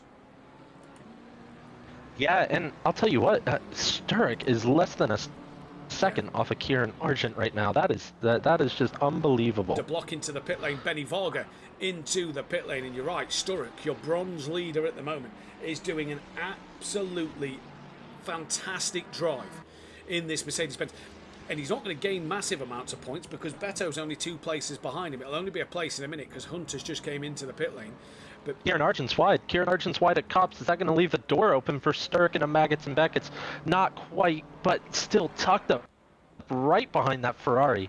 I mean, we mentioned this, Matt. We didn't see him much in the first 3 rounds. Yeah. And then all of a sudden, last week at Imola, he lit the candle, lit the match, lit the dynamite, something. He lit a fire somewhere, and he has been absolutely rapid these last 2 weeks. Been electric, hasn't he? And he's carried that momentum into Silverstone from Imola. And if he's now got this, it's as if that first 3 weeks has took him 3 weeks to get to grips with this Mercedes-Benz. Not the easiest car to drive. We're seeing Ramsel struggle with it on a Thursday night. So he's doing bits in it. And at the moment, if he's being able to put Argent under pressure for what is currently 3rd place on the circuit, you know, he's doing something right. De Block and Varga out the pits, by the way. Well clear of Leno and Williams. De Block ahead of... No, Varga ahead of De Block in the pit lane. So Benny Varga has jumped a block, and if he then jumps ahead of Wolski after the pit stop, my oh my, has Benny Varga pulled a strategy, because then it'll put him P2. Yeah, I think he's just had a cleaner pit stop than DeBlock. Probably just got in the box cleaner, got it stopped, engine off, much cleaner, and jumped him in the pit stop. But crucially, as you said, it could be a strategy master class for him. He has so much clean air right now, and he can just push into that clean air. Well, looking back down the field, it looks like...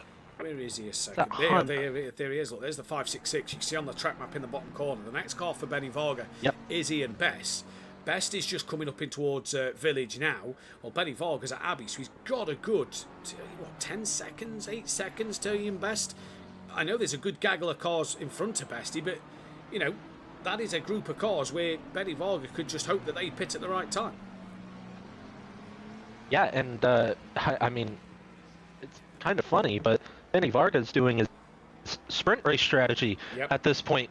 Get clean air, push into it, undercut everybody. I mean, that's what he's done all season. Well, and that's why he finishes top 5 so often. Here we go. A bronze driver leads the race outright. The top 4 have pitted, so does Brian Craig now. Richard Bettison, the bronze driver, leads the race outright in this one at the moment. Wainwright's coming out the pit lane now. We'll keep our eye on that P to disappear next to his name. But Benny Varga's coming through Woodcote onto the national start line. He comes now. Has Benny Varga closed that gap to Wainwright? Wainwright's still not off the limiter at the moment. Benny Varga's at Cop's corner. Wainwright's just off the limiter. Benny Varga has jumped Wainwright. Is that for the lead of this race? You probably would think so, because Wolski pitted as well. So yes, it is. Benny Varga's your net race leader. Okay, I mean, we said this last week. I don't know how Gary Leach took tires last week and jumped so far ahead. I have to bring up the question. Did he take tires? Well, I don't know. I really don't know, because Wainwright was 10 seconds clear. You only lose 5 seconds. All over the back of him right now. Is he going to take a look in the snow? No, he's not. No, not going to happen there. Backs out of that one. Whoa, Benny Varga, what a strategy. Wainwright has got to have... Vargas can't have taken tyres, and Wainwright's got to have missed his box. What is the time loss for tyres plus... for taking tire? Oh, Bestie's got to stop go 30 now. Oh, that's going to make speeding in an even more fouler mood after race 1. So for taking tyres, you lose 58 seconds. So you're only going to lose 53 seconds for not taking tyres. Wainwright had a 10-second lead to Wolski before the pit stops. Sorry, to DeBlock before the pit stops. As DeBlock looks up the inside of the loop, doesn't get that one done. So you 53 seconds to 58. I think either Wainwright's had a very slow pit entry. All over the back of Benny Varga, though. All over the back of him. Down the hangar, down the Wellington straight. DeBlock looks to the inside line. Benny Varga covers that one off, and now DeBlock's going to look to the outside. Round the outside he goes. No, can't do it there. Benny got a little out of shape because he slowed down even more. Benny Varga still stays ahead of Tyler DeBlock at the moment, but you have a feeling that DeBlock may get through at any time. Yeah, I know Benny Varga's gambled the strategy once this season, so I really do wonder if he did it again. I wouldn't bet against it, you know. I wouldn't bet against it. Andrew Taylor in the pits. Bettison will continue to lead this race. Because DeBlock has so much more grip, and he's on the back of him again, going into Maggots and Beckett's. Can he make this work? Nope, not there. Going to stick behind him, but the longer Benny Varga holds on, Wainwright's going to catch up to this train. We're going to have a three-way fight for the lead of this race. Oh, he's off! Benny Varga's off! He's in the wall! Was there contact? I'm not quite sure. But was there contact between DeBlock and Benny Varga? Benny's got to get this going. Taylor's coming out of the pits. So DeBlock through. Wainwright through. Where's Wolski? He's got past. What about then Lino just behind? Lino has not got past. So Benny Varga back into the same place he was a moment ago. And look at where Kieran Argent came out the pits, by the way, behind Sturrock. So Sturrock jumped him in the pit lane. Yeah, I'm watching that back now. I'll let you know what happened. I'll let you know if there was contact. I could not tell from the angle I was watching because it was from down the hangar straight. So we'll see if there was contact. Could not tell off the bat. So we'll have a look in a moment. You'll let us know what happened there. Lino now on the back of Benny Varga. We've got Sturrock within a second of Sam Williams. There was but it's one of those. Did his bumper really touch him, or did netcode touch him? Right. Okay. Fair enough. And Mike, yes, it's netcode. Oh yeah, yeah. That's a good angle actually. Righty's showing a very good angle on stream from the side. There's contact for Benny Varga that gets his rear end loose, and I think I might take a video of this but on our side there is a good like yard, maybe 2 yard or 2 meter gap in between each car, so it looks like there's contact for Benny Varga, but yeah, it was more netcode. So Benny Varga unfortunately due to netcode. What a shame for him, as Flores is into the pits now. So the block is now your net race leader. Varga under pressure from Lino. Sturrock putting Sam Williams under pressure at the moment. Sturrock is having the race of a lifetime. Matt Wright, star driver in the Nissan at Spa, star striker, star CDM, and star cameraman apparently. Yeah, that was a very good angle. I mean, the way the car went off into the wall, we all thought contact, but that gap, there's an obvious gap between the front of De Block's car and the bumper of Benny Varga, so it's very unlucky, very unlucky. Steve Millington's just been overtaken by Dronelander, and so your running order at the moment is Bettison, who still leads and continues to lead after Bestie's stop go. By the way, he came out behind Gary Leach. Gary's now to 23rd, and Bestie's still got a stop go to do, so didn't get slowed down in time. That's just going to be his night ruined in this one. Andrew Taylor now on the back of Steve Millington. So Millington shook Taylor. Millington lagging all over the place. Now, I don't know if this is driver lag. I think there's a lot of server lag tonight, if you ask me. There seems to be a lot of server problems at the moment tonight. I mean, if you ask me, I'm going to agree with you. I'm not even in the server. That's what I mean, yeah, 100%. PMO. Oh, yeah, Benny Varga. I just saw that with speed. Lino up the inside in towards Village. Varga wide on the exit. Now he's got the inside line into the loop. They touch a little bit. Benny Varga holds that inside line now for Aintree. Can the Ferrari breeze past him? Under traction it can. Varga through Aintree. Lino's fully off the circuit. He cannot overtake there. Surely he's got to yield that time. Benny Varga is going to have to stay in front in this one, I'd assume. But no, Lino still attacking round the outside. That is now Benny Varga tucks back in front. And this has brought Williams and Sturrock for P5 in bronze. This could be for him. What a race for the Mercedes-Benz. Yeah, Sturrock is a net P7 again. I believe he finished 7th last week. I think he did. Well, he's a net P7, provided Richard Bettison in clean air hasn't just absolutely pulled away from him while Sturrock is sat in this train. We're still watching Lino and Benny Varga at the moment. This is one of your closest fights on circuit. The other one is out of Sturrock and Williams right behind. This is what on-board Lino looks like. Apologies, press the button twice. This is what on-board Lino looks like right on the back of Benny Varga. And that BMW, as you can see, is not a small piece of machinery to try and get past. If we drop to Sturrock, that's his view to Williams. Williams' view to Lino, as Lino's now going to try and make the move on Benny Varga. Stop go cleared for Bestie as Lino round the outside of the BMW. Not going to get it done round the outside of Stowe. Could he have held it though to get him up the inside? Here comes Sturrock having a look on Williams to the outside of Club. You can get it done round there. And they just make contact and Sturrock bails out of that move. But Lino and Sturrock putting pressure on the cars in front now. Yeah, Sturrock's been very, very smart, not forcing anything and letting the race come to him. So he had to look around the outside, not there, but yeah, he's playing it very smart. He is playing it very smart indeed. Bettison now into the pit to block down the Wellington straight. So where will Sturrock come out in regards to Bettison? That is the biggest question in this race at the moment.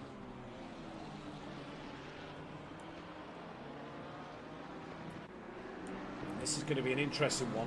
And it looks like Lino's looking for on the inside of Benny Varga into Luffield. Is he going to be late on the brakes? Yes, he is, and that's going to be very, very close there. Sorry, I was just pushing him out a little wide, but Benny Varga's still there. You got to give him space. You got to give him space there. Benny Varga still at the nose in, well in, and Varga repays him the favor with a little more contact. Yeah, that's repaying the favor. You have to give space there. It was still there. Sturrock looking on the back of Williams into Stowe. Around the outside, is he going to have the switchback, the up and under? He might. Has a run out of Stowe, and there's Beto. Beto at the pits, just behind Sturrock, and we have a fight for the win in bronze. We have a fight for the win in bronze, and we have a fight for the top 5 in this race at the moment. Sorry, for the top 4, I think, in this race when the timing towers update. But Benny Varga somehow updates. Sorry, I was just checking why the... we had somebody in the comms box there that shouldn't have been in the comms box, so that one is now sorted. But what a race this is turning out to be. Sturrock putting pressure now on the back of Williams. Once again, Lino having a look late up the inside into Stoke. No, thinks better of it. We'll try and bring some footage of down the order. Not a lot happening down the order at the moment. This is your closest couple of fights for P4 in this one. Lino, late move up the inside into Club. Can't get it done through Club corner there then. And Benny Varga lives to fight another day. Yeah, I felt like if Lino left space around the outside, he would have had the grip to make it stick anyway. I think he's on fresher tires, but yeah, you got to leave a little, you got to leave a car's width there at least. He got pushed onto the grass, basically. Yeah, 100% couldn't agree with you more in that one. What's going to happen then as we move further forward? What a fight we have up in front. This race, Lino back up the inside at Village, pushes Benny Varga wide, and Benny Varga can't get back onto the track. Lino doesn't let him return to the track. Varga over the sausage curb, loses to Williams, loses to Sturrock. And where is Bettison? Nowhere to be seen. But yeah, Benny Varga could not rejoin, had to go over the sausage curb. I thought for a moment he was going to tap the back of Lino, but not to be. And now Sturrock sits in 6th place in the bronze class. Yeah, it's probably the first race this year, and he's still 7th, by the way. Still 7th. No, yeah, he is 7th. Still 7th, by the way. That things have not gone Benny Varga's way, and I think it's the first time he will not have a podium in either race. Yes, at the moment it is. Oh, Wainwright out front, by the way. He's within a second of the block now, so we'll keep our eyes on that. I'm just keeping an eye on Sam Williams, Lino, Sturrock, Varga, and Bettison. But if Benny Varga didn't take tyres here, he may be regretting it. Well, I think he's been just very unlucky with the block incident. And whether he thinks it's on purpose or not, hopefully it's not getting in his head too much. Kieran Argent is sliding that Ferrari, has no grip right now. Hunt, I think that is up the inside on the exit, will become the outside for Stowe corner, and I think he's clear going into Stowe. Yes, he is. Yep, so Hunt stays ahead of Kieran, or did he just get ahead? Sorry. He just got ahead. Kieran might have a look back up the inside into Club. Is he later on the brakes? No, he is not, but Hunt goes wide again. All 4 off track, going to cut the corner to stay on, and well, is he going to stay ahead? That is. I'm not sure, because Kieran went a little wide at the exit of Club, and now Hunt a little wide again on the exit. Argent's giving him a flash very naughty. of the It's the second time he's done it. Yeah, it's indeed. The second time he's done it where he's cut a corner to stay ahead. It's just not. That's not racing. Well, Argent nearly into the back of him into Abbey, and that puts to bed that fight at the moment. Wainwright out front on the back of De Block now. So your race leader, who had this under control, I still don't know how De Block and Varga got ahead of Wainwright, but they have, and they're continuing on their way here. Varga's dropped off the back of Sturrock. 1.3 seconds is that gap now. Can Lino fend off Williams and Sturrock in this race? But your race leaders, De Block and Wainwright, going at it for the lead of this race. Stoffard's gaining on Brian Craig after all the pit stops have been done. He's now down in 15th place. He is listed on the driver of the day poll, as is Wainwright, Sturrock, and then if you think other, please do comment who you have selected. But what a race this has been here at Silverstone again. Yeah. I mean, absolute. Could we have... it would... No, we can't, unfortunately. Wolski's 13 seconds up the road. But P6 for Sturrock. P8 for Beto. I mean, Sturrock is in the fight for a P4 overall right now. Yeah. You kind of saw this a little bit last week. In Pro as well, with the BMW being very strong. Yeah, with Keynes. You had gold drivers up at the front, yeah, it was really interesting. A couple of molehills appeared as well, apparently, that week. but I'm just looking at the championship standings here, Langley. Sturrock is 34 points behind Malarex. Malarex is currently 18th. Sturrock could jump ahead of Malarex in this one race and also gain a couple of points over Beto, because one, he's ahead, and two, he's got Benny Varga in between them. I'm sure that Sturrock would love Hunt and Argent and a few of the other silver drivers to get towards the front. Stothard on the back of Brian Craig. This is coming on the exit of Stowe now. Down the order we go. Jamie Lee's retired from this race. He's not come back out on track. Stothard up the inside at Club. Brian Craig just gives him enough room, and that move won't happen. Craig very slow at the second part of Club, so it might happen now. And Stothard on the outside line. Can he swoop around the outside? He can. Goes off the circuit. Comes back on. Brian Craig's going to get back alongside. Unsworth's in this fight. So is Sam Greaves. All having a look. Stothard yields the pace to Brian Craig and loses out to Greaves in the process. Now Greaves is having a look at the back of that of Brian Craig. Obviously 4Q, the defending Constructors champions here, with the same driver lineup. And this is now a great four-way fight for 14th place. Yeah, amazing fight. I mean, I just thought, putting this into perspective, you think of Sturrock's drive.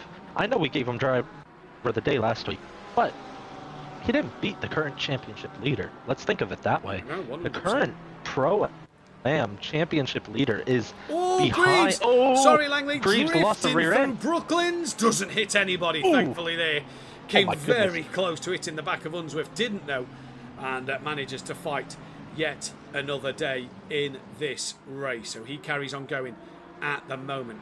Williams cannot shake the back of that Mercedes-Benz, can he?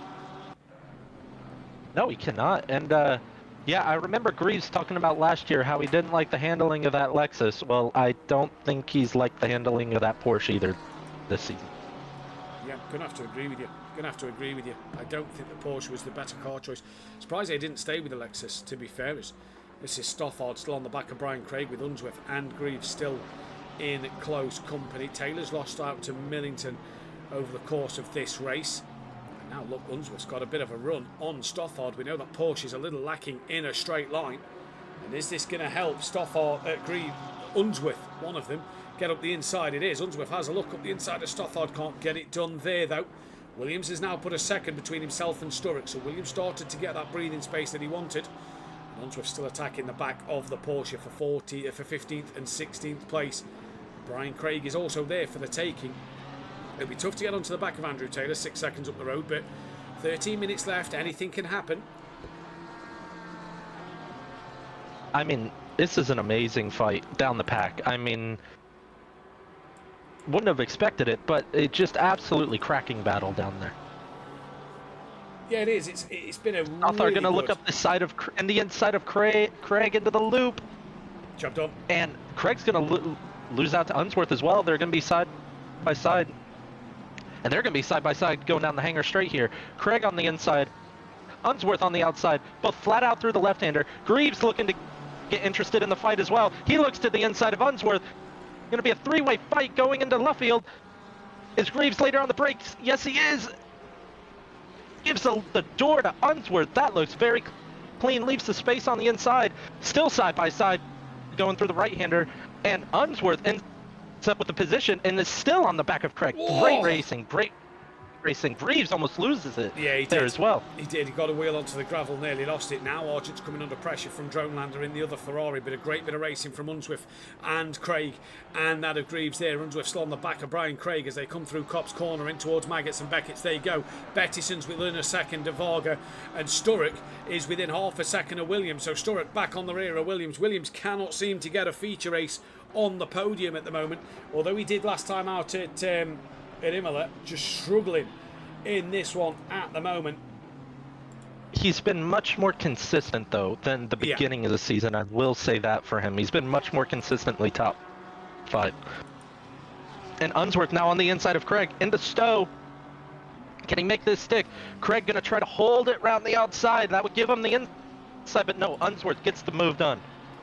So that's Unsworth up another position. Back to the Sturrock and Williams fight. You see there, half a second as they come towards the loop. Last 10 minutes of this race. And things starting to get a little bit more exciting once again here. Now Greaves will try and attack the back of Brian Craig. Your race for bronze is pretty much done and dusted, isn't it? Malarex looks comfortable in 3rd place. Flores back into the pits. So that's put Gary up to 23rd first as Malarex is off the track now. And Ooh, just can't get that Aston quite back on properly, and he does now. So Flores back into the pits. That's given Gary Leach and a few others an extra couple of places here. Gary only 19 seconds off the back of Broom. He'd love to make inroads on that one, I'm sure.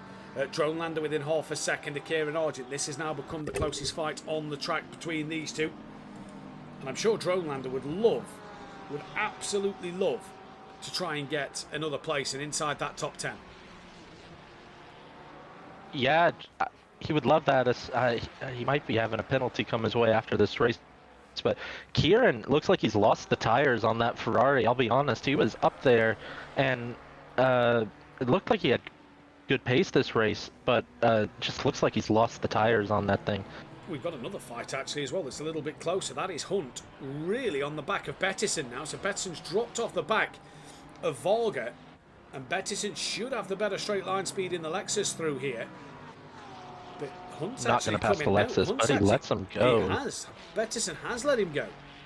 Has Bettison got a problem or a bit of damage somewhere? Because that's now put another car between Bettison and Sturrock. So interesting to see. That's interesting. Yeah, because you still get the same amount of points, and he's got to have had a problem well, somewhere. The Lexus is obviously the fastest car in a straight line in the game, and the Porsche is probably one of the worst in a straight line. So, can't see any obvious problems on He's got plenty of fuel. lap Just times. on the timing tower. Plenty of fuel. So unless he's just had a mistake somewhere. Maybe a Interesting. puncher. Not sure why he'd give that up. He's lost 1.5 That'd be hard to believe, though. Yeah, I'd find that very hard to believe. Well, we'll see what happens to Bettison, because Argent's Sturrock's got Williams. Sturrock's got Williams there. Thank you, Matt. Right, Mr. Producer and co-commentator has just told us that Sturrock, your bronze leader, is P5 now. Can he gain 3 seconds to gain on Williams?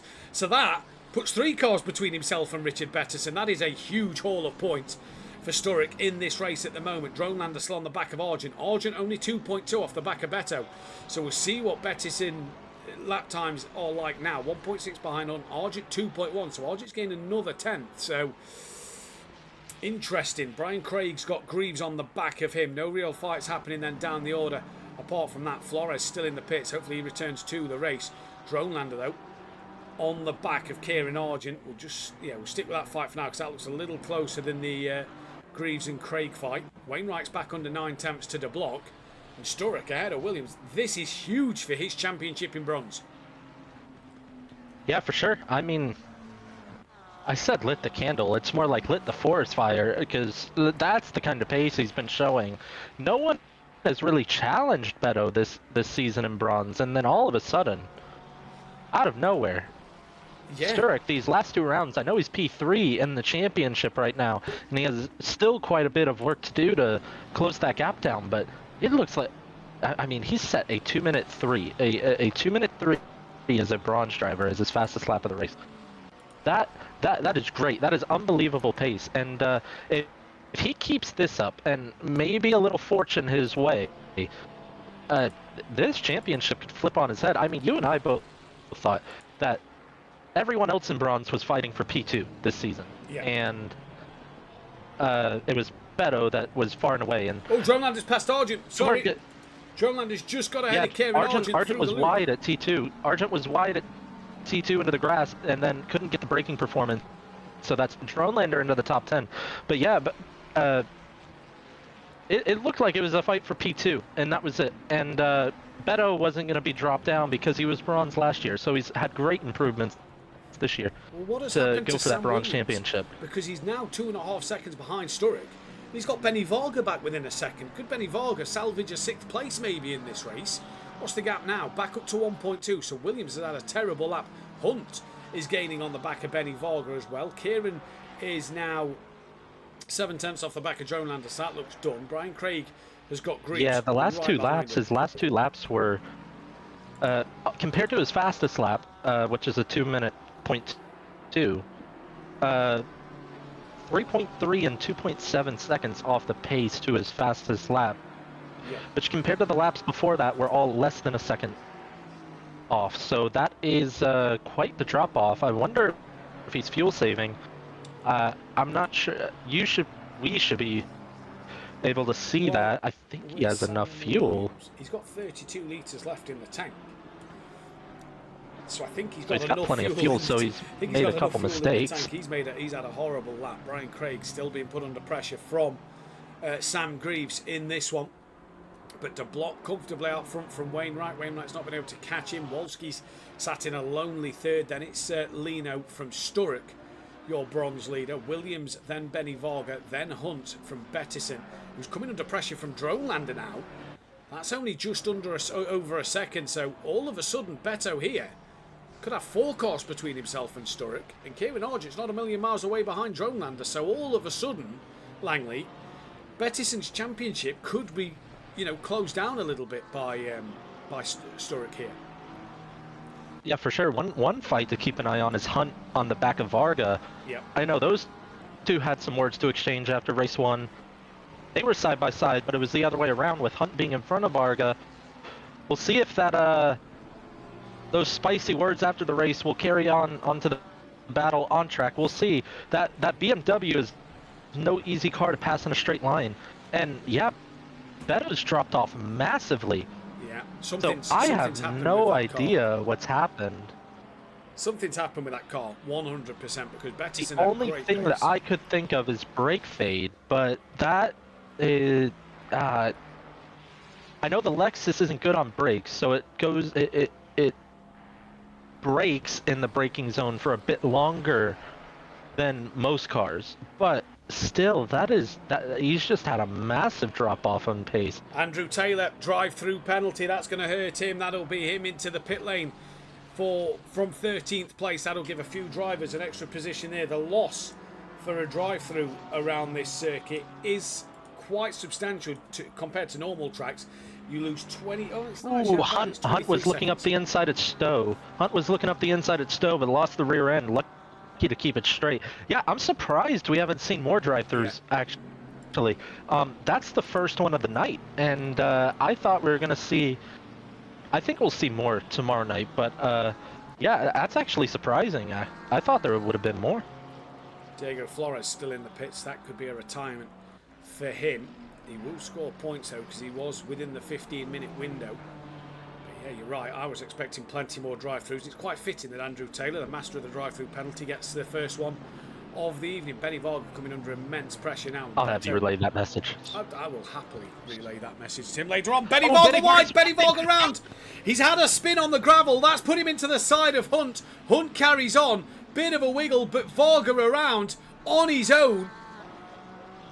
Now he's P8. He is struggling in this race today. Yeah, and Dronelander is going to have a look on Beto here. Beto just looks very slow. I have no idea what's happened to that Lexus.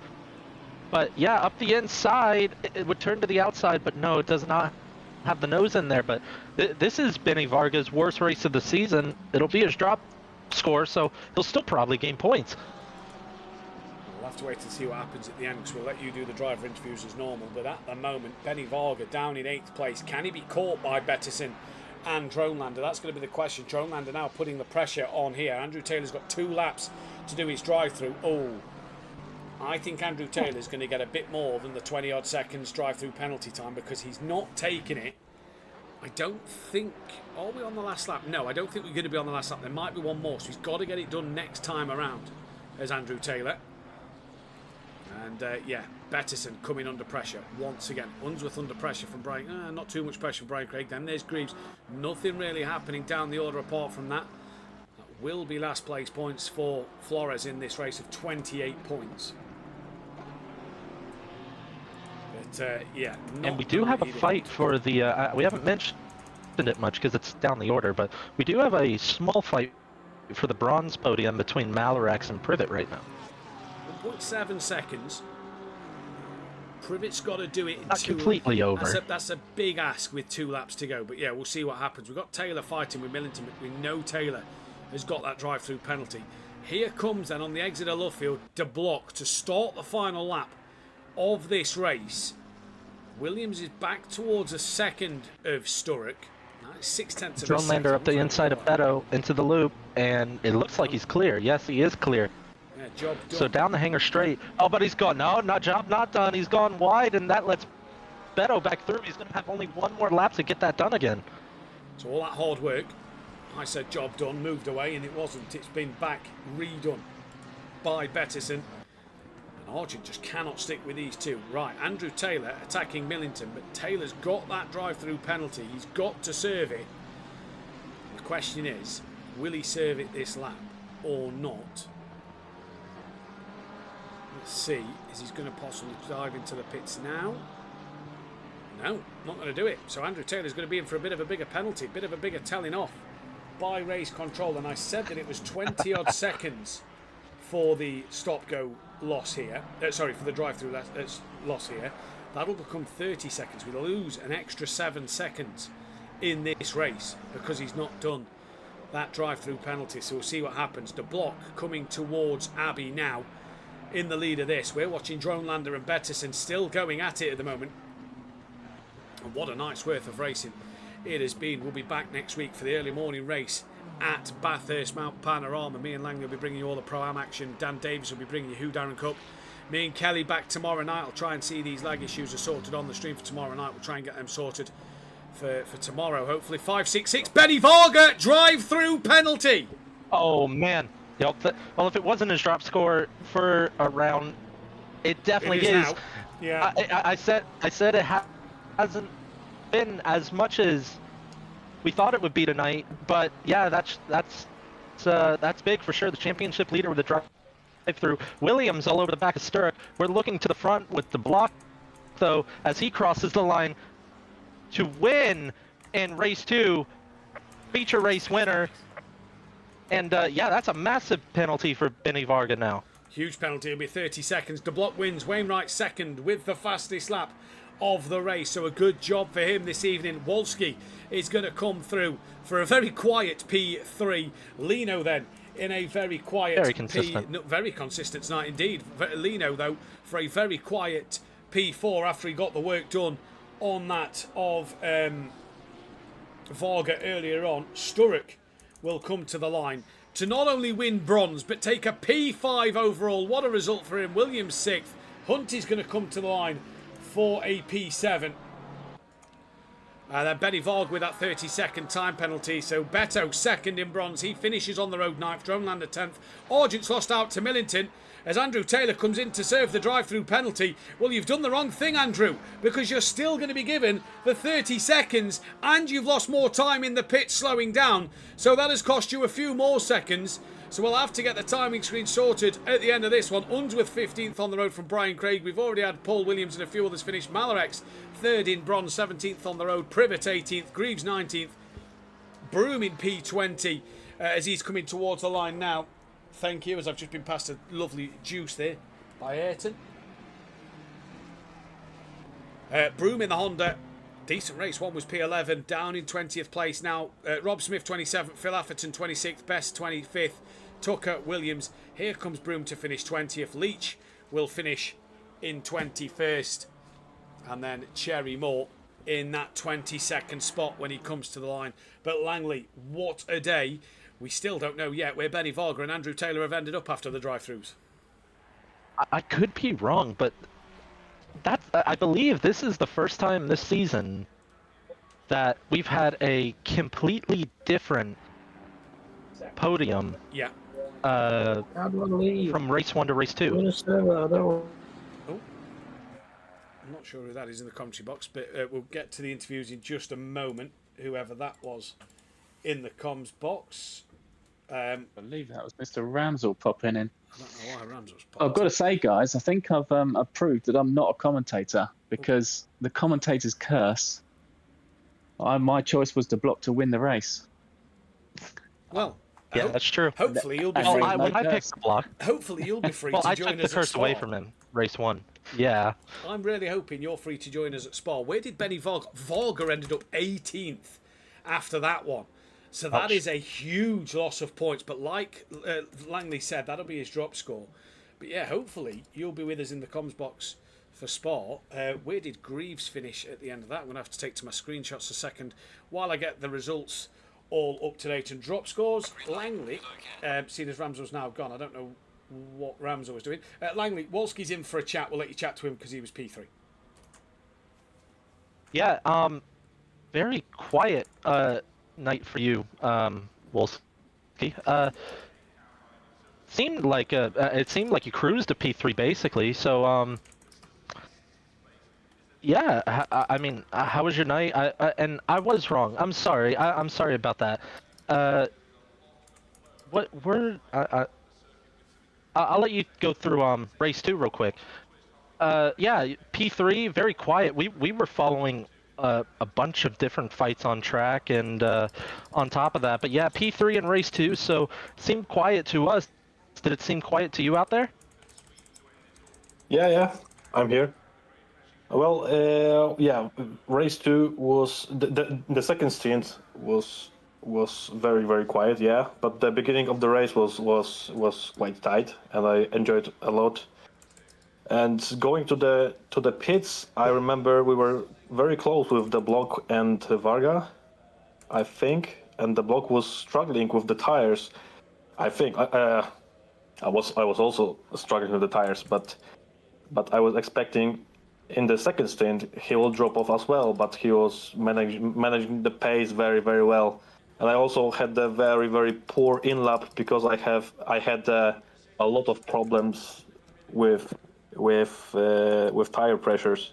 I was fighting the grip a lot in the second race, and so I was just, let's say, managing. And I think I also passed Varga. He was in the barriers at some point. I'm not sure, but yeah. And the race. Yeah, he had a little incident. Race one was a disaster for me. Big disaster. Did you disconnect race 1 as well? No. I had the collision with Steve Millington. Very. I mean, I don't know. I need to see the replay, but I think it could be avoided. And I had minor damage, and then after pitting, because I went straight to the pits, I thought it was a minor damage. So I took the curb aggressively, and I just went for the barriers and destroyed my car. So my pace was like 2.6, 2.5 to the end of the race. So yeah, poor performance from me. All good though. All made up in that second race, and we do have Bathurst, the famous Bathurst, next week. And how are we feeling about that? I can serve up some chaos a lot of times. So yeah, how are we feeling about that next week? To be honest, I'm always scared about Bathurst, but at the other hand, I had a good, quite good performance there in the couple of races. So fingers crossed it will be the same. I hope it will be dry, because if it will be wet, maybe it will be my another drop in the season. We'll see. It will be demanding. Yeah, for sure. Yeah, so we will see you next week at Bathurst. Hopefully, race 1 goes for a little bit better for you next week. But yeah, great consistency in race 2. P3 not even challenged on your end. So yeah, great job tonight, dude. And we will see you next week.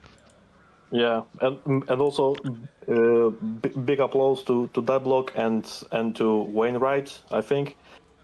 Yeah, they were very fast. And I couldn't match their pace. Maybe if they would be more grip for me, it would be better. But yeah, they were flying. So yeah, good job. I think with that being said, I'm going to move on to Wainwright. P2. I mean, so great. I mean, you took your first pole position tonight. You did pretty well in the first race as well, with a P8. Not too bad yourself, and then P2 in the second race. It looked like you were cruising away from everyone, and then ended up getting pipped at the pit stop. But still, nonetheless, a great P2 finish for yourself. But did you have a little trouble getting into your box there in race 2? Yeah, I'm really disappointed, to be honest. I missed my box, and it's cost me about 6 or 7 seconds. But you know, it is what it is. I'm still absolutely delighted. It's my first races on SimPlay, so for a P8 and a P2, I don't think I can ask for much more than that, to be honest. Well, yeah, there's not much. I mean, it is your first race after all, and when you come into something with little expectation and you put in a performance like that, I mean, you had great pace tonight. You still got pole position. You proved you're a quick driver out there. I mean, you went wheel to wheel up tonight. So, I mean, it's a great debut for you, and I think it's only looking forward into the races upcoming. But yeah, I mean, you still got P2. You still got fastest lap in that second race, and pole position shows that you can you can be in that fight any week if you wanted to be. So yeah, great job tonight from yourself. Yeah, thanks very much, man. Yeah, I mean, I'm hoping going forward I can mix it with some of the faster guys. I'm not particularly strong on, like, say, Bathurst or whatever, but I mean, just to be in the midfield and learning and getting to know the guys I'm driving with would be great. But yeah, you're all right. Tonight was absolutely unbelievable, to be honest. So really happy, really happy. Well, speaking of Bathurst, I know you said you're not particularly strong, but how is the general feeling going into Bathurst next week? Lots of practice, lots of practice. I wouldn't be as confident as I was tonight of being able to be quick, but as I say, you never know. I never expected to be anywhere near the front tonight, so you just never know. Well, nonetheless, great job tonight, dude. We will see you next week for Bathurst. I hope you're ready for it. I think everyone around Bathurst needs a little luck sometimes, so may luck be on your side next week. Cheers, man. Thanks for that. Good. Yeah, and finally, we are going to move on to our, I believe, race 1 winner is here in the box. Stoddard, right? Is it Stothard or Stoddard? It's Stothard, mate. Stothard, gotcha. And race 1 winner, your first win in SimPlay, if I'm correct saying that. And I saw race 2 as well. It was very unlucky on your end, getting tapped around from an incident or a driver moving that was parked on the inside and moving, tapping you around, giving you damage probably, and losing you a lot of time. So that was very unlucky on your part. Other than that, you pretty much dominated race 1, out almost 10 seconds ahead of P2. And race 2 still not too bad for you. P14, but going to be moved up to P12 with those drive-through penalties in the end. So still not too bad, a little unlucky. But overall, how was race 1 for you? Race 1 was fantastic. I'll be honest, I was nervous going in, had a bit of shakes. I had to shake myself and just say, you know what, put your head in the game. The first couple of laps were a bit slower than what I'm used to, but once I got the feel for it and the nerves kind of sunk away, I just felt like I was one with the car and just drove off. Felt really good. I was hoping to kind of match that in race 2, but unfortunate things happen in racing, and I got collected by a serial killer that is well known across the communities. So, you know, those things happen, but I'll be putting in a wee report for him. Yeah, a bit unlucky there, and but still, I mean, you get your first win in SimPlay. I can understand the nerves. We all get the nerves because I think one famous quote is, "If you don't get nerves anymore, do you even care?" That, like, you need to have the nerves because that means you care about the racing. So, nonetheless, great win from you in race 1, and great drive tonight overall. So, great job from yourself. And Bathurst, how are we feeling about Bathurst next week? It's not a strong track for the Porsche.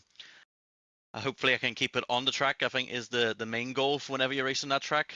Not end up off the mountain, but just stay on it. And we'll just see how we get on with that. Looking forward for the rest of the season, but next week's going to be tricky. Well, nonetheless, great job tonight, dude, and we will see you next week at Bathurst. And luckily, we have our Race 2 winner that just joined us in the box. We are going to move on to him to block the Race 2 winner and didn't do too bad in Race 1 himself. P7 in Race 1. Well, Race 2, I'm sure at some point you probably thought that you had to stick in it for a podium, but after the pit stop cycled out, you came out behind Benny Varga, and there was a little incident, but watching it back, it looked more like net code rather than you actually hitting him, watching it from our side. But still, once you got out in front, you controlled the pace, you held off Wainwright for P2, and yeah, got yourself another win in SimPlay. So how was that? How was race 2 tonight? I mean, yeah, it was all right. To be honest, I definitely weren't expecting a win based on the pace of the boys in front. They was just setting the same lap times over and over again up until the pits. I'm pretty sure I overtook Varga, I think it was, or some for P2 right before I pitted in. And I came up behind Varga, and I'd seen as he went through Magda Beckett's coming out, he didn't change his tyres, so I knew I'd come out ahead of him. And then I'm not sure what happened to who was it that was first at the start of the race? Yeah, Wainwright. him. He lost time in the pits. Unfortunately, he just missed his box a little bit. He told us lost about 6-7 seconds in that pit stop. Okay, yeah, that makes sense then. But yeah, happy with it. Can't complain. Yeah, I think that incident with Varga was no fault of your own. We watched the replay on our side, and there was a clear view of your front end being a good few meters still away from Varga's bumpers. So I think you're all clear there. I would not expect a penalty to come your way, because that was more internet lag and netcode. And we had multiple issues tonight in terms of driver lag, server lag, just all around. So great drive from you tonight. A little bit unlucky in race 1, a little bit of contact at the start. Still a P7. So overall, a great round for you with both races. Yeah, with Bathurst coming up as well. It's either a hit or miss if you like Bathurst. So what's your verdict? Do you like it? Not like it? Bathurst is horrible. Absolutely horrible track. There's definitely going to be a couple of hours of practice being done on that. But I mean, in my opinion, around Bathurst, I'd rather just keep out of the wall. But I'd rather prioritise not wrecking my car completely lap 1. Yeah, it's probably going to be a fun one, but definitely, like you said before, definitely some luck involved. Yeah, hopefully it's on my side, I guess. Well, you've been fabulous this season, and you've picked up a few wins to your name. So great drive tonight. That's a feature race win for yourself. A solid result in race 1 as well. A handful of points, and I think I will throw it back over to Matt to close things out. Indeed, well done to all the podium finishers for this one. I've sorted the drop scores, and the tables look like this. Benny Varga is 114 points clear of Lino, with Williams in third. Wolski's fourth, with Unsworth fifth now. From Argent, Gabino, Leach, Millington. De Block moves up into P10 overall at the moment, ahead of Andrew Taylor. Dronelander's 12th. From Hunt, Peckman, Craig, Greaves, Williams, Broom, Lee, Johnson, Olsim, Stothard, Lane, Wainwright, Waste, Davis, Flores and Cummins. And in bronze, it hasn't actually changed as much as I was expecting. Bettison leads by 90 points from Malarex. Sturrock is third, 95 behind. So the great result for Sturrock has pulled him back into contention here in this second place fight. Bettison still has a grip on it going into the back half of the season. Tucker from Best, Privet, Atherton, Smith, Cherrymore, Simcoe, Andrews and then Archer. And in the Constructors' Championship, Team Audio Sport, 30 points clear of SimPlay Racing, Real Time Racing at P3 from Quantum Motorsport. 4Q Motorsport P5 from Sodor Racing, Black and Blue Racing, Team Merlo, Greasy Bandits Racing, Team Aspire round out the top 10, Balkan Simub P11 from SC Racing, Bearded Racing 13th, Team GBR, SRC Motorsport, Billy Nomates and the Road Runner Motors. That is your championship standings from tonight, Langers. The result of the driver of the day from the audience has been split between Stothard, Wainwright and Sturrock, so they all get the audience's vote of driver of the day. Langley, silver and bronze driver of the day, please. I'll be honest. I think the block got snubbed from being on that. He finished P1 and P7. I did it too early. I'm gonna give the block driver of the day for silver, and again, I'm gonna give Sturrock driver of the day. P5 and P5 overall as a bronze driver is outstanding, and I know he didn't do too well in race 1 with the drive-through, but that race 2 performance made up for it for me. Matt, seeing as you've been in the box tonight, I'll let you pick a silver and a bronze driver of the day as well. Well, I was going to say Sturrock, just as out-and-out driver of the day. I think his performance, finishing 5th in that feature race, I think deserves a solid driver of the day for me. It's just him outright. I don't think we need a silver and a bronze. Fair enough. Well, I am going to go the same way as Langley. I am going to go to block and that of Sturrock for silver and bronze. But I fully agree. Special mention to the block as well. Yeah, special mention to the block. Sturrock, Great drive and the first feature win. And from what you was telling me as well, 5 feature race winners in the last 5 races in Pro-Am. Yeah. So fantastic. Will we get it in stuff. Pro tomorrow night? Well, let's 4 wait and 4 in Pro at the moment.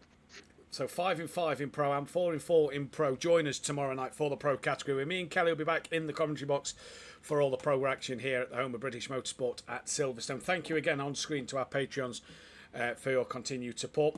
Me and Langley will be back in the box next week for Bathurst Mount Panorama. Dan Davis will be back for the Who Darren Cup on Tuesday nights. Keep your eyes out for that one. But that ends Pro-Am Silverstone. Halfway through the season we are now, and the back half of the season is going to just get as interesting. The early morning race with the sunrise over Mount Panorama.